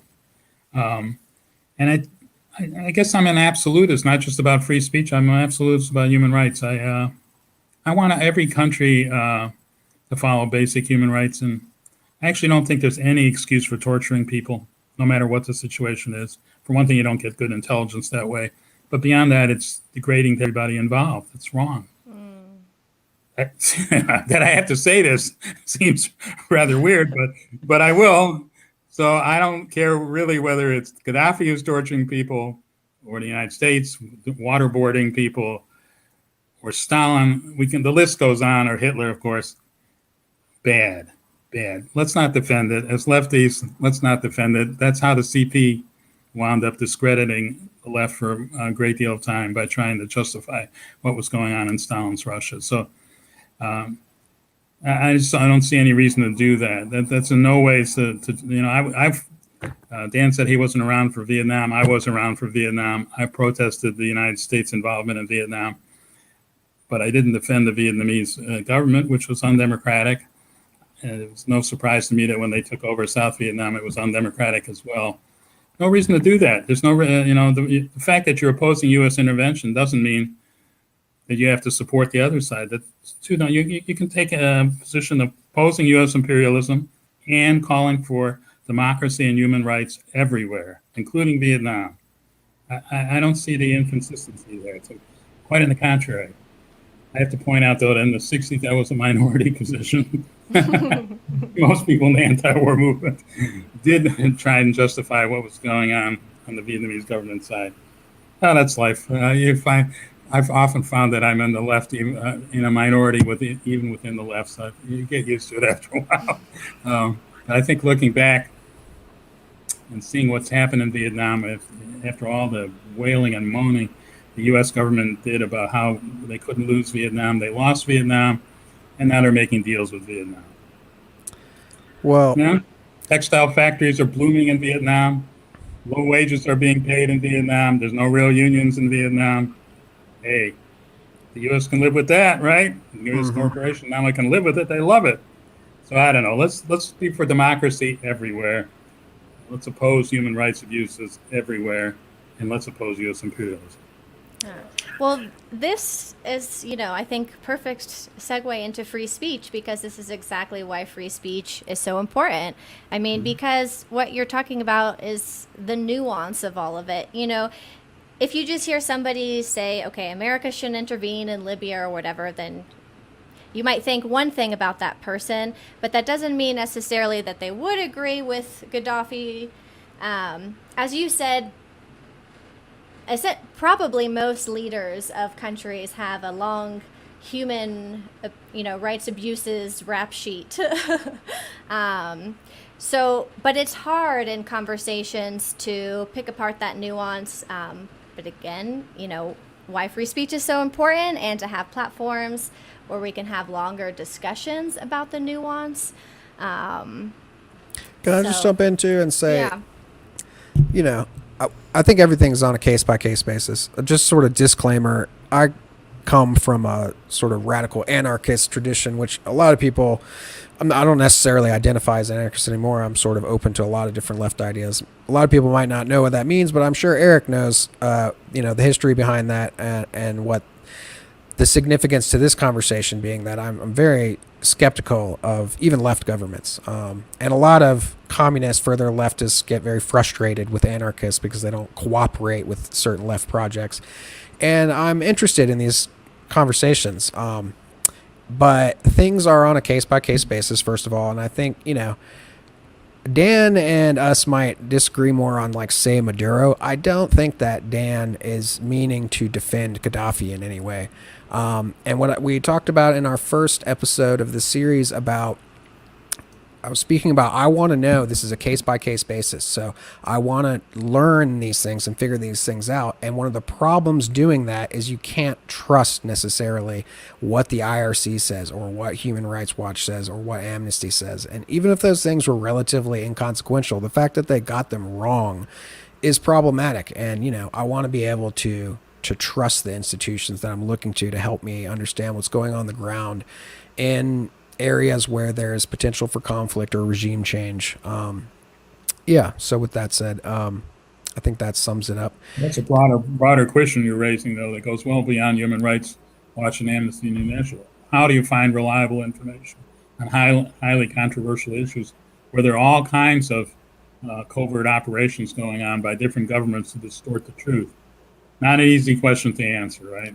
I don't think there's any simple answer to that. They just have to dig around and have a little bit of skepticism towards any given source. Having said that, the evidence on Gaddafi is overwhelming. I mean, really overwhelming. They found all kinds of documents when they actually, occupied Tripoli that showed what had gone on. So yeah, that one, I don't think there really is a whole lot of doubt about what was going on under Gaddafi. And the case by case, you want to learn case by case what's going on because every country is different, of course. But basic rules follow, I think. Yeah, I agree. There's never an excuse for torturing people. It's inexcusable. There's never an excuse for lining up people and shooting them unless you have some overwhelming reason, right? Not just because they disagree with you. These are pretty absolute rules. And unfortunately, Aaron, you're right. All too many governments have shown that they're willing to violate those rules, including the United States, of course, but other countries as well. I mean, Britain's role in its empire is appalling. You read what they did to maintain their empire. It wasn't sweet. Brutal occupation. And of course, always justified not only in the usual way, but these people were inferior. Blacks were inferior. So therefore, it didn't really matter if you tortured and killed them. And that's really sick when you think about it. But that's what happened. And furthermore, it's hard to find, they hide all this stuff because after a while they're embarrassed by it. So then they try and hide it. And it's hard to find the documents, but you got to keep looking around because they are probably documents somewhere out there that show exactly what happened in these circumstances. And it's up to us to uncover those documents. Oh. I was wondering if you just had any advice for folks looking to get into archives, to get their hands dirty, to kind of get like actual real world practice with history and trying to understand these concepts. Yeah, well, unfortunately, that one thing that's happened with the pandemic is they've closed the archives. How convenient. Yeah, when people have all this time to protests look stuff aren't up. allowed. Yeah. You're not allowed to go out on the streets. That's convenient.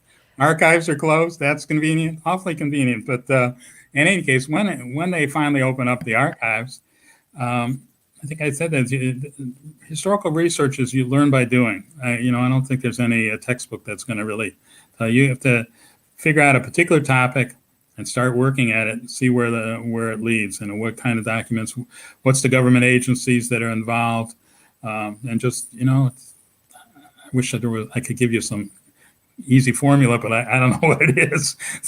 Just got to keep working at it and keep banging your head against it. But as I said before, you'd be surprised how many times there's a copy somewhere of a document.